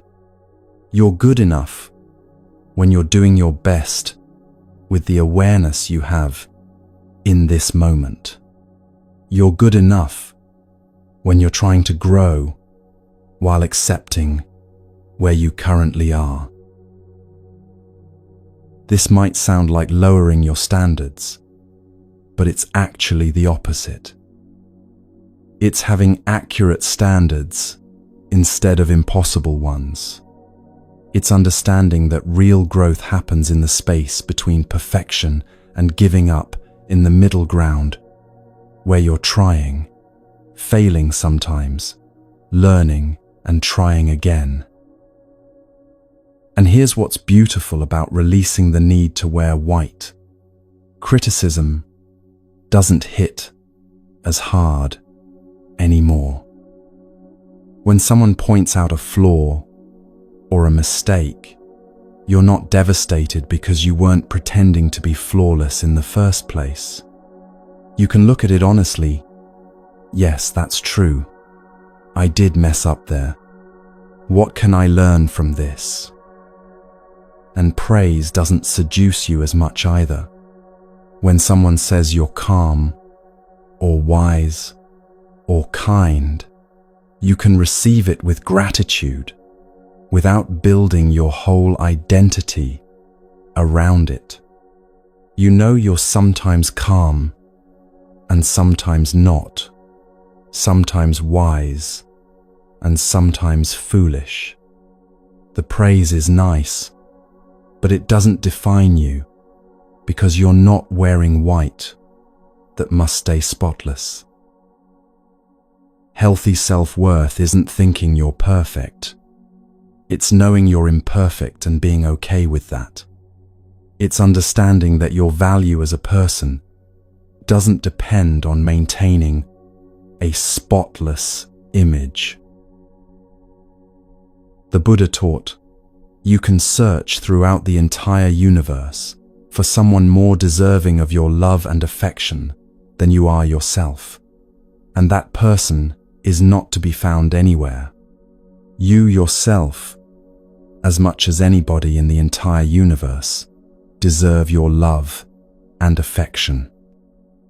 This includes loving and accepting the parts of you that aren't perfect, the moments when you fall short of your own ideals, the days when you're wearing stained overalls instead of spotless white. Think about this. Where in your life are you wearing white when you could wear blue, or grey, or even the mechanic's comfortable overalls? Where are you holding yourself to standards that make every small mistake feel like a disaster? Where are you so afraid of the coffee drops that you've stopped living freely, stopped being fully human?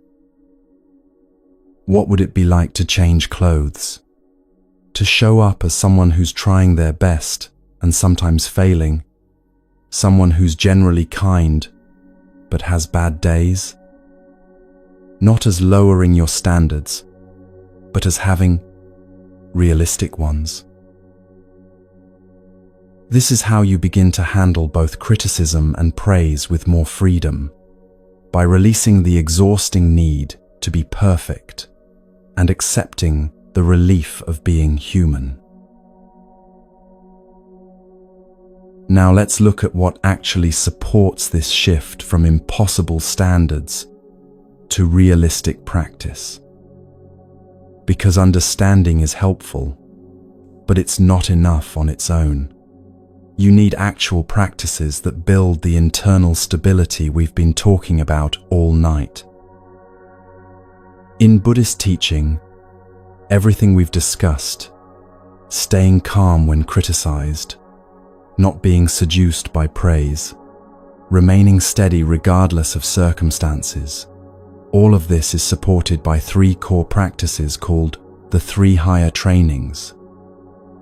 The first training is ethics. Not ethics as rigid rules or moral superiority, but ethics as choosing actions that reduce harm and increase well-being for yourself and others. When you train in ethics, you're developing integrity, the quality of acting from principles rather than just from fear or performance. In practical terms, this means noticing when you're about to speak or act and pausing to ask, will this cause harm or reduce it? Not in some dramatic way, just in small, daily choices. The words you choose, the actions you take, the way you treat yourself and others. When you train in ethics consistently, something shifts inside. You develop an internal compass that doesn't need external validation to know whether you're on track. Criticism from others hurts less because you know whether you acted with integrity. Praise from others means less because your sense of doing right doesn't depend on applause. The second training is meditation, but not meditation as sitting quietly, trying to empty your mind. Meditation as training your attention, learning to direct your mind deliberately rather than being pulled around by every thought and emotion that arises. In practical terms, this means noticing when your mind is replaying that critical email for the 15th time and gently bringing it back to what's actually happening right now. It means feeling anger or anxiety without immediately acting on those feelings, giving yourself space to respond wisely instead of reacting automatically. When you train in meditation consistently, you develop the ability to pause. That pause is where freedom lives, the gap between stimulus and response, where you can choose how to act instead of being controlled by habit. The third training is wisdom, seeing reality clearly without the distortion of your fears, desires, and fixed beliefs. In practical terms, this means understanding impermanence, that praise and criticism both pass, that no state lasts forever, that clinging to the good or pushing away the bad creates suffering.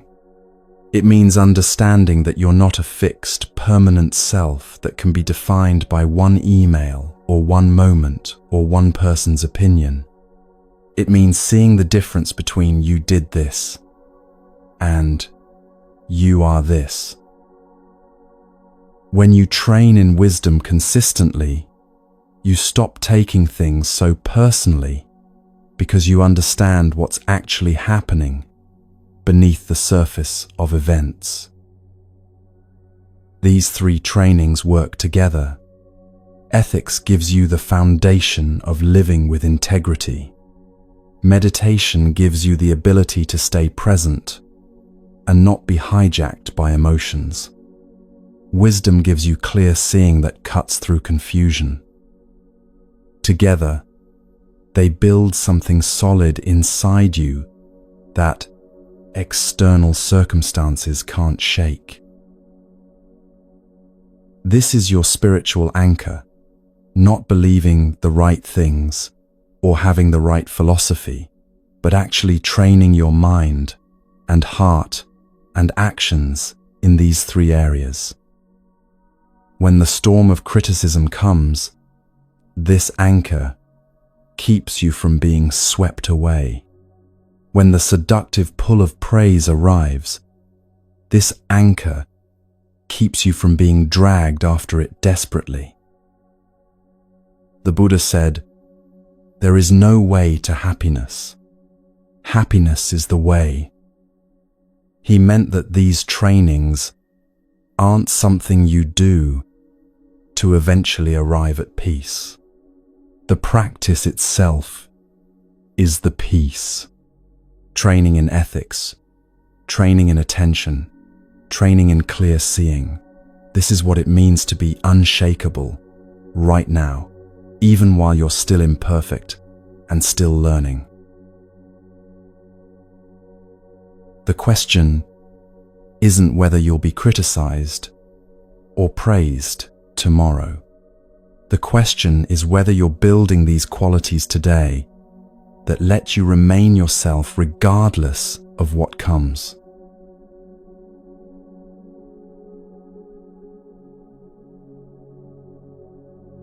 There's an ancient teaching that says, wealth obtained through wrong means or through force is not true wealth.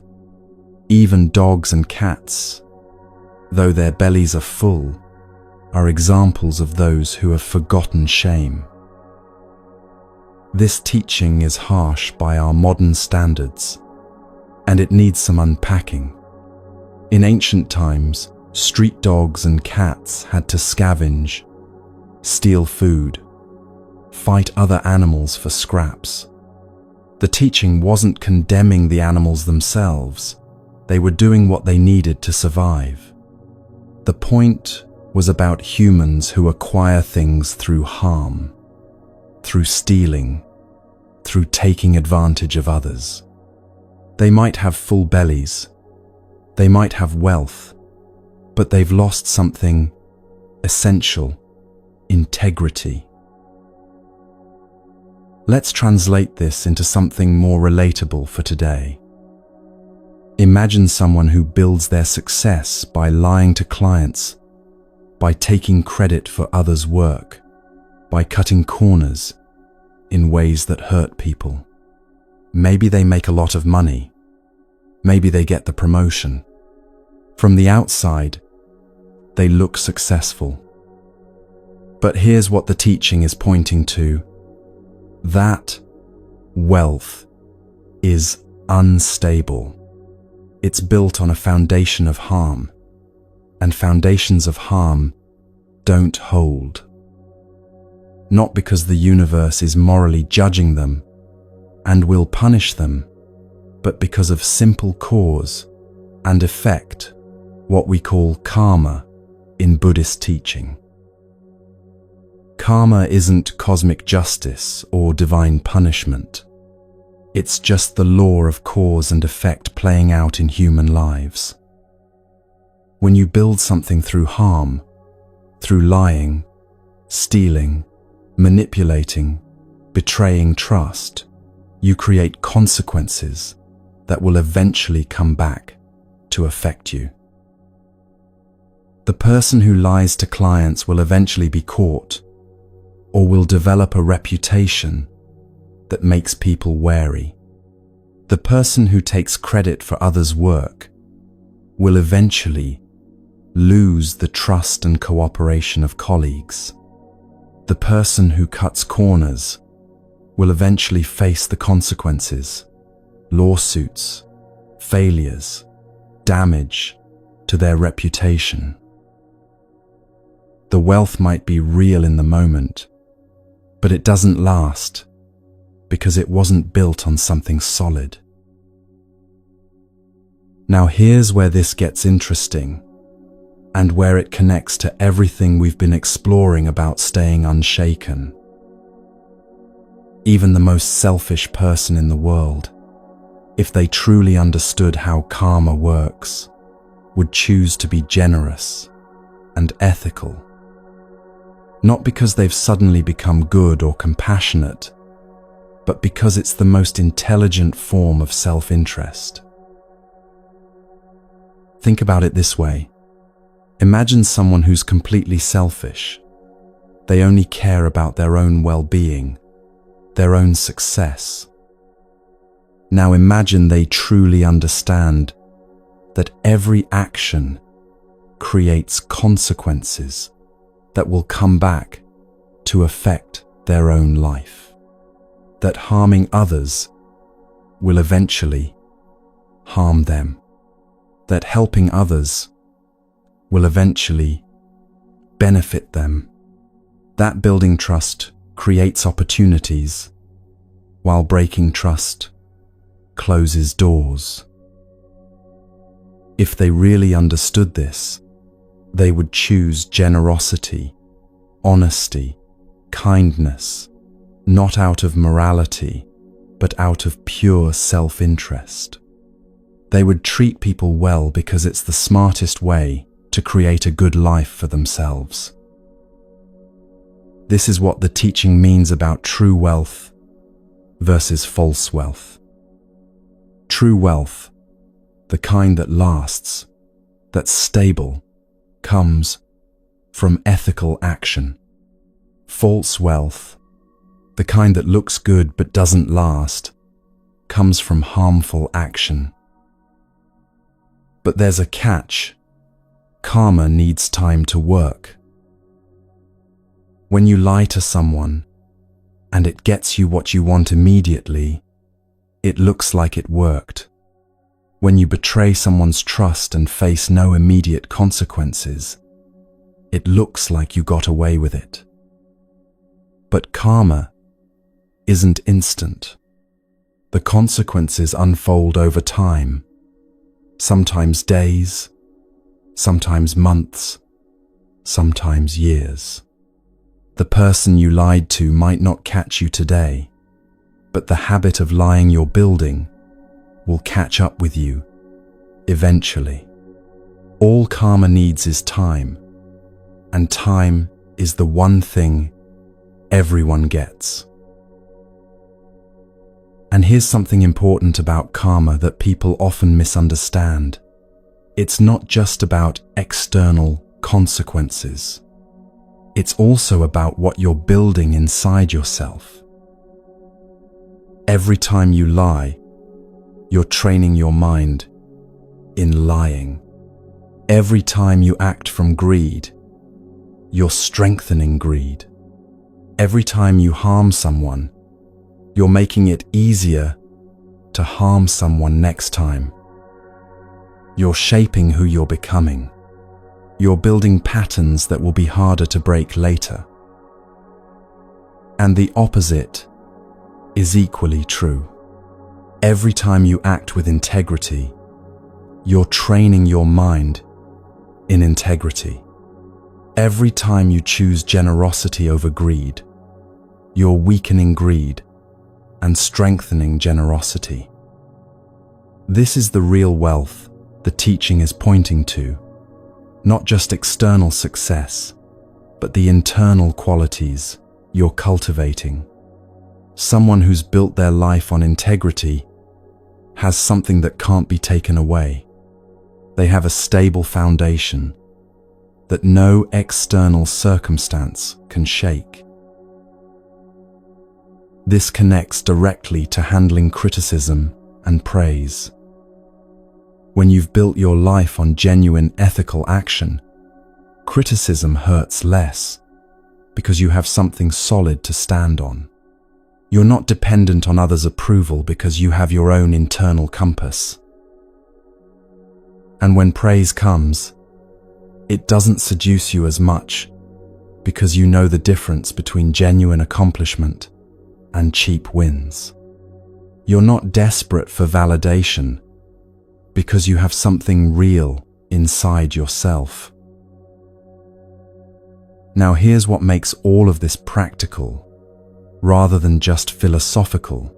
You need to make these decisions now, while you're clear, so they protect you later when you're confused. Right now, as you're listening to this, you probably have some clarity about who you want to be. You know lying is harmful. You know betraying trust creates problems. You have clarity right now about your values, about what matters, about the kind of life you want to build. But in 2 weeks or 2 months, you might not have that clarity. You might be stressed, tired, desperate, afraid. Someone might offer you a shortcut that looks really tempting. You might face a situation where lying seems like it would solve everything. In those moments of confusion, what protects you? The contract you make with yourself right now, while you're clear. This is what ethical training actually is. Not forcing yourself to be good, but making agreements with yourself about how you'll act, and then keeping those agreements even when it's hard. You decide now, I will not lie, even when lying would be convenient. I will not betray trust, even when I'm angry or hurt. I will not build my success on harming others, even when that path looks faster. These aren't abstract moral principles. They're agreements you make with yourself about who you're committed to being. And then, when the moment comes, when you're tired and the lie would be so easy, when your hurt and betrayal feels justified, when the shortcut that harms others is right there in front of you, that agreement protects you. It reminds you of who you decided to be when you were thinking clearly. The Buddha taught, an insincere and evil friend is more to be feared than a wild beast. A wild beast may wound your body, but an evil friend will wound your mind. But the evil friend he was most concerned about is the one inside yourself, the voice that says, just this once, nobody will know. It's not that bad. The rules don't apply in this situation. The contract you make with yourself when you're clear is protection against that voice when you're confused. Think about this. What contract have you made with yourself? What have you decided about how you'll act? About what you will and won't do? About the kind of person you're committed to being? Is it clear enough that it will protect you when clarity is hard to find? Or have you been living without a contract, making it up as you go along, deciding in each moment based on what's convenient? Because here's the truth. If you don't decide who you are now, circumstances will decide for you later. If you don't make your contract with yourself in clarity, you'll be forced to make decisions in confusion. And decisions made in confusion rarely serve your actual well-being. The smartest kind of selfishness is ethical behavior. The truest kind of wealth is integrity. The most stable foundation you can build is one of actions that reduce harm and increase well-being for yourself and for others.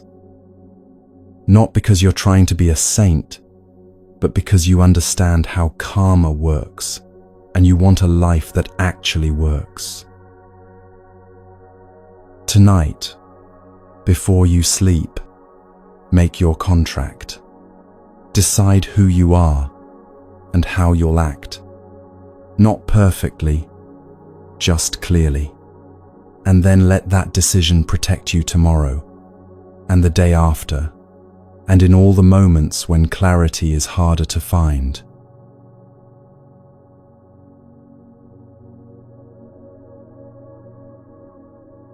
Imagine you're on a long road trip, driving across open countryside, where you can see for miles in every direction.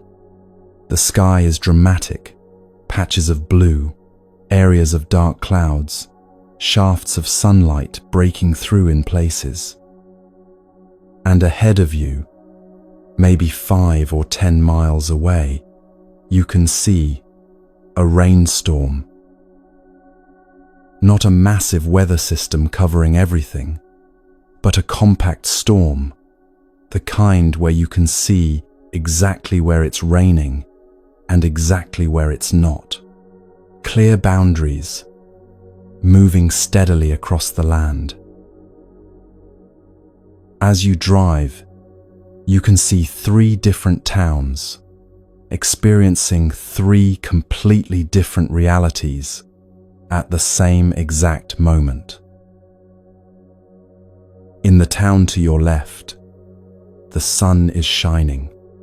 People are outside going about their day, maybe setting up for an outdoor event, hanging laundry, working in their gardens. They have no idea what's coming in 15 minutes. From where they stand, it's a beautiful day. They're making plans based on sunshine continuing.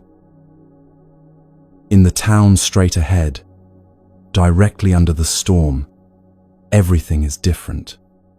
Rain is pouring down. Streets are flooding.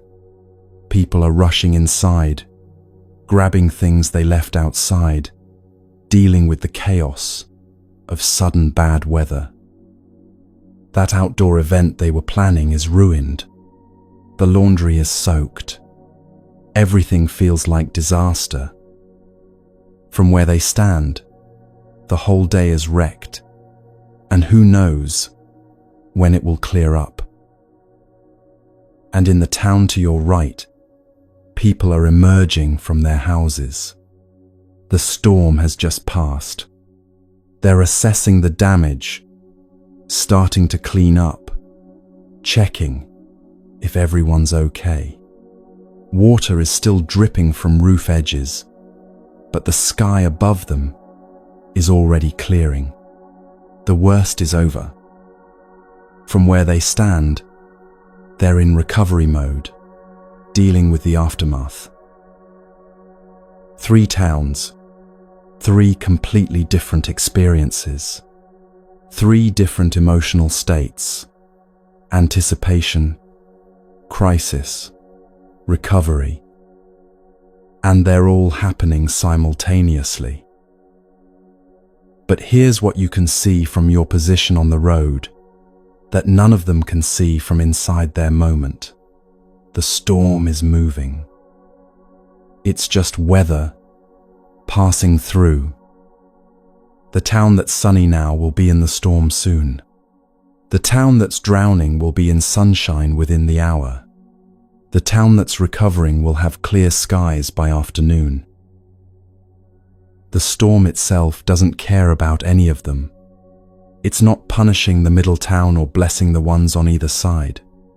It's just a weather pattern doing what weather patterns do, moving across the landscape in its own rhythm. This is exactly what our lives look like when you zoom out far enough. Right now, you might be in the sunny part. Things are going well. You're getting praised at work. Your relationships are good. You feel capable and successful. You're making plans based on this continuing. You might even think you've figured something out, that you've finally gotten life to work the way you want it to. Or maybe you're in the storm right now. Criticism is pouring down. Something important has fallen apart. You feel like you're failing. Everything that could go wrong is going wrong. From inside the storm, it feels permanent.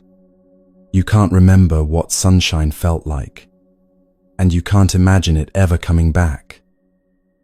Or maybe you're in that third space, recovering from something difficult, starting to see light again, but still dealing with the aftermath of what just happened. Not in crisis anymore, but not okay yet either. Wherever you are right now, here's what's true. The storm is moving. It always is. This is what the Buddhist teachings mean by samsara, not just suffering, but the cyclical nature of unenlightened existence.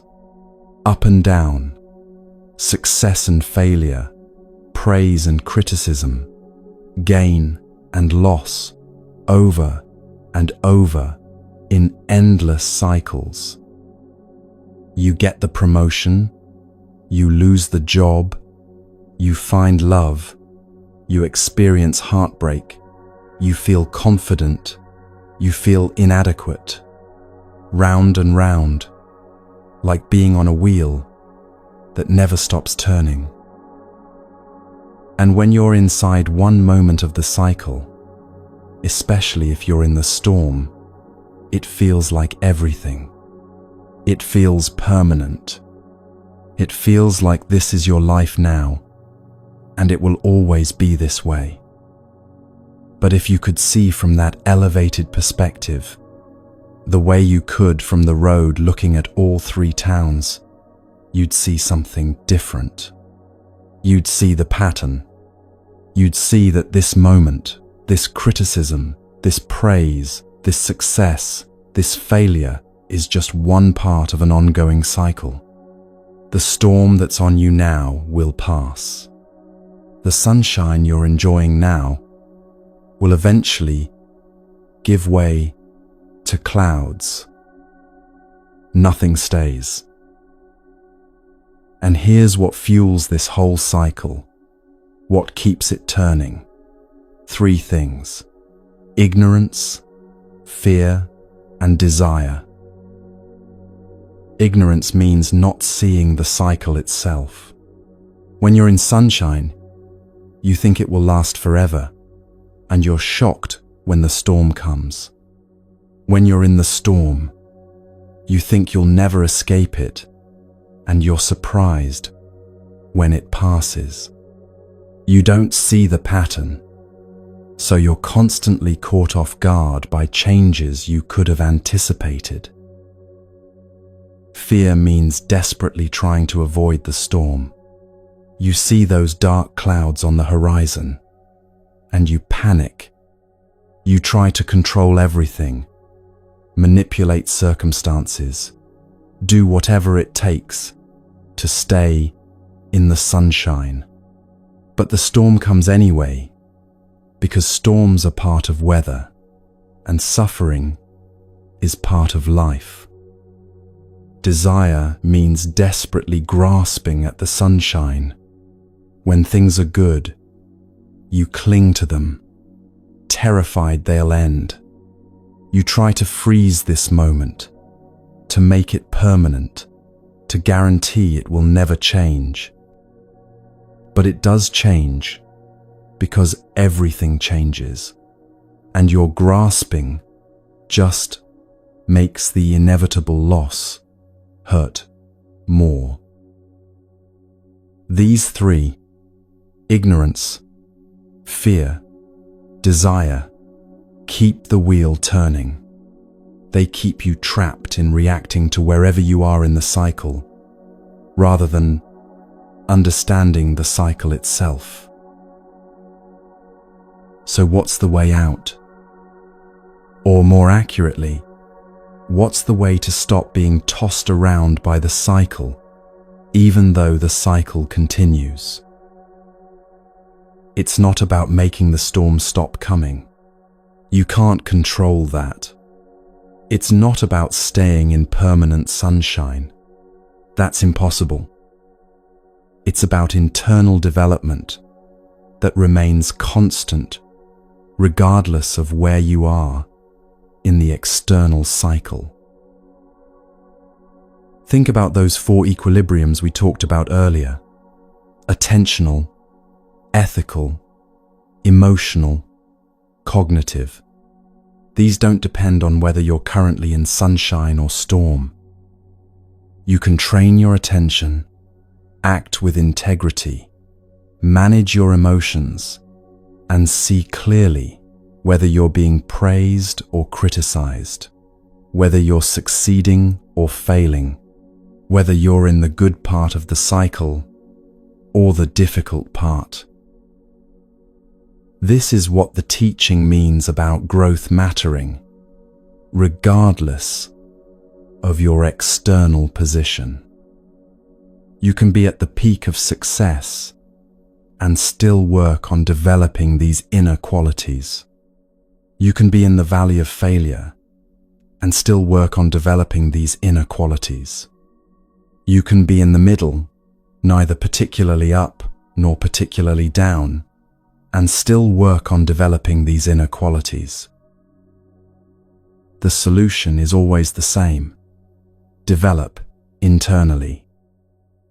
Build something inside yourself that doesn't depend on which part of the cycle you're currently experiencing. When you're in the storm, when criticism is pouring down, when everything feels like it's falling apart, you can practice staying grounded in those inner qualities rather than being swept away by circumstances. When you're in the sunshine, when praise is abundant, when everything's going your way, you can practice not building your identity on conditions that will inevitably change. The Buddha taught, all conditioned things are impermanent. When one sees this with wisdom, one turns away from suffering.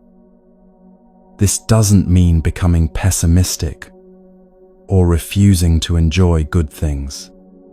It means seeing the cycle clearly enough that you stop being surprised by it, stop being controlled by it, stop placing all your happiness on one part of it, continuing forever. The broader view brings peace, not because your circumstances get easier, not because the storms stop coming, but because you understand what's actually happening. You see the pattern. You see that this moment, whatever it is part of a larger cycle that will continue moving. And that understanding allows you to respond differently. When criticism comes, you can remember, this is the storm passing through, not a permanent condition. When praise comes, you can remember, this is sunshine, beautiful, but temporary, not something to build my entire sense of self upon. When success comes, you can enjoy it without grasping. When failure comes, you can learn from it without being destroyed. Think about where you are right now in your cycle. Are you in sunshine, making plans as if it will last forever? Are you in the storm, feeling like you'll never escape? Are you in recovery, dealing with what just happened? And now ask yourself, can you see the storm moving, or are you only seeing your current weather? Can you zoom out far enough to see the pattern, to understand that this moment is just one part of an ongoing cycle? This shift in perspective, from being trapped in the moment to seeing the cycle, is what begins to free you from being controlled by praise and criticism, by success and failure, by all the ups and downs that will continue happening as long as you're alive. The storm keeps moving. It always does. The question is whether you'll be tossed around by it, or whether you'll develop something inside yourself that remains steady, regardless of what weather is currently passing through.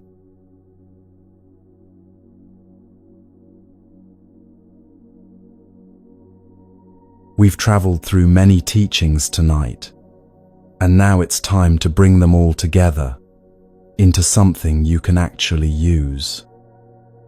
Everything we've explored, the speed cameras, the train barriers, the guitar practice, the jackal and lion, the jewel inspections, the Monday morning emails, the white suits, the understanding of karma, the moving storms. All of it has been pointing toward three qualities that make some people unshakable, while others get tossed around by every word someone says. These aren't mysterious spiritual powers. They're practical qualities you can develop, starting tonight. The first quality is this: praise doesn't seduce you anymore. Not that you become cold or ungrateful, not that compliments don't feel nice, but they don't hook you, don't pull you around, don't become something you desperately need more of. Think about what seduction actually means: being led away from yourself, being pulled by something outside yourself into behavior you wouldn't choose if you were thinking clearly. When praise seduces you, you start adjusting your actions to get more of it. You stop doing what matters and start doing what gets noticed. You become a performer rather than a person, constantly aware of your audience, constantly hoping for applause. This creates an addiction cycle as real as any chemical dependency. The praise hits, and you feel amazing, validated, seen, worthy. Then it fades, and you feel empty again, craving the next hit. So you seek it out, do whatever worked last time, try to recreate the conditions that brought praise before. But it never satisfies for long. The dose you needed yesterday doesn't work today. You need more. Need it more often. Need it from more people. Freedom comes when you can receive praise with simple gratitude. Thank you. That's kind of you to say. And then let it go. It doesn't fill you up because you're already full. It doesn't define you because you know who you are, independent of what anyone says. You can appreciate it without needing it, enjoy it without being controlled by it. The second quality is this: criticism doesn't crush you anymore. Again, not that criticism doesn't sting sometimes, not that you become robotic or indifferent, but the criticism doesn't knock you down for days, doesn't spiral into self-hatred, doesn't make you question your entire worth as a person. Remember what we learned about the action versus identity distinction. This is where it becomes practical. When criticism comes, you can hear it as feedback about something you did in a specific situation, rather than as judgment about who you are permanently. Someone says your report was sloppy, and instead of hearing, "You are sloppy," you hear, "This specific report had issues. Can you fix it?" Yes. Is there something to learn? Maybe. Does this define your identity? No. This protection comes from self-knowledge, not arrogance. You're not pretending to be perfect or above criticism, but genuine understanding of who you are, including both strengths and limitations. When you know yourself clearly, other people's opinions, even harsh ones, can't destroy that knowledge. They can add information, they can point out blind spots, but they can't erase what you've built through years of honest self-examination. You're wearing armor, but not the defensive kind that keeps everything out. You're wearing the armor of self-knowledge that lets useful criticism in, while keeping destructive attacks from reaching your core. The third quality is this: you remain rooted in your virtues. This is the one that holds everything else together. When praise and criticism are both passing through you without controlling you, what are you actually standing on? What's the ground beneath your feet? The original teaching says, remaining correctly in your virtues, and that phrase needs unpacking because it doesn't mean what you might think. This isn't about moral superiority or rigid rules or judging yourself and others. It means staying aligned with those qualities you've been cultivating, those 4 equilibriums, those 3 higher trainings, that internal development that doesn't depend on external circumstances. Remember ethics, meditation, and wisdom.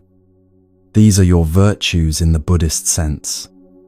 Not rules you follow to be good, but qualities you develop to be free. When you train in ethical conduct, when you train your attention through meditation, when you train in seeing clearly through wisdom, these practices become your anchor. And here's what's remarkable. When you're rooted in these practices, you control 3 crucial things. You control your conduct, how you act, regardless of how you feel. You control your mind, where your attention goes, and how you relate to your thoughts and emotions. You control your perception, how clearly you see reality without the distortion of fear and desire. When you have these 3 under your influence, not perfect control, but genuine influence, you become unshakable.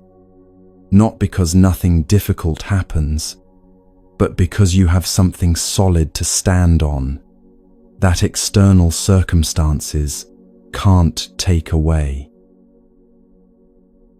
So what does this look like tomorrow morning? How do these 3 qualities actually work in real life? When criticism arrives, and it will arrive, you pause. Just for a moment. You take 1 breath before reacting. In that pause, you remember the jackal barking at the lion. You remember that this person's words say more about them than about you. You remember to separate action from identity, to ask whether there's useful feedback here without letting it become a verdict on your worth. And then you respond, or you don't. But either way, you're not carried away by it. When praise arrives, and it will arrive, you receive it. You say thank you. You let yourself feel glad that someone appreciated your work. But you don't cling to it. Don't replay it obsessively. Don't start adjusting your entire life to get more of it.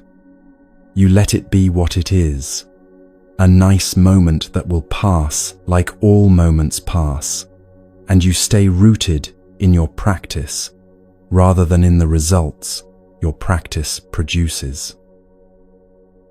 This is the shift from living for outcomes to living from your practice. Outcomes fluctuate. Sometimes you're praised, sometimes criticized, sometimes ignored. But your practice can remain steady. You can continue training your attention, acting with integrity, seeing clearly, regardless of whether today brought sunshine or storm. Which quality will you practice first? Maybe you need to work on not being seduced by praise, because you notice how desperately you seek validation. Maybe you need to work on not being crushed by criticism because one harsh word can ruin your week. Maybe you need to work on staying rooted in your practice because you've been floating around without an anchor, tossed by every wave. Start with one. Just one quality, practiced imperfectly, is enough to begin. Now there's one final piece we need to address before we close tonight, because there's a trap people often fall into when they start developing these qualities. They confuse inner peace with outer passivity. They think that remaining unshaken means never taking action, never setting boundaries, never saying no to harmful behavior. This is wrong. And it's dangerous. In Buddhist teaching, especially in the Bodhisattva path, the path of someone committed to reducing suffering for all beings, the greatest sin is indifference. Not anger, not fear, not even hatred. Indifference. The cold turning away from suffering, the refusal to engage, the comfortable numbness that lets harm continue because confronting it would be uncomfortable. Compassion is not passivity. Setting boundaries is not the opposite of kindness. Taking firm action against harmful behavior is not betraying your inner peace. Remember when we talked about the jackal and the lion? The lion doesn't retaliate with rage, doesn't attack the jackal in anger. But the lion also doesn't let the jackal take over its territory. The lion walks away if appropriate, or the lion stops the threat if necessary, all while maintaining that inner stability we've been building toward. Your attitude can be compassionate, understanding that people act from their own confusion and pain, but your actions can still be firm. You can end relationships that are harmful. You can report behavior that crosses ethical lines. You can say no clearly and repeatedly to people who keep asking for what you cannot give. You can protect yourself and others from harm. All of this can be done from compassion, not from hatred. The difference is internal. You're not burning with rage while you set the boundary. You're not seeking revenge while you take protective action. You're not attacking the person while you stop the harmful behavior. You're doing what needs to be done from a place of clarity rather than from a place of emotional reactivity. Action and peace coexist. You can be utterly calm inside while being completely firm in your actions. You can have compassion for why someone behaves harmfully while still protecting yourself from that harm. You can understand their pain while refusing to let their pain become your pain. The Buddha taught, hatred is never appeased by hatred in this world. By non-hatred alone is hatred appeased. This is an eternal law. But non-hatred doesn't mean non-action. It means acting from wisdom rather than from rage, from compassion rather than from vindictiveness, from clarity rather than from confusion. So as you develop these three qualities, as praise stops seducing you, as criticism stops crushing you, as you remain rooted in your practice, remember that you're not becoming passive. You're becoming free. Free to act when action is needed. Free to rest when rest is appropriate. Free to respond wisely rather than react automatically.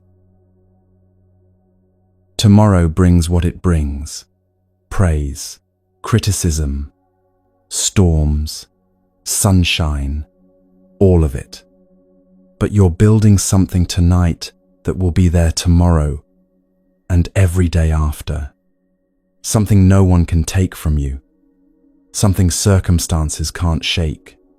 Something real. The three qualities aren't the end of the path. They're the beginning of living free.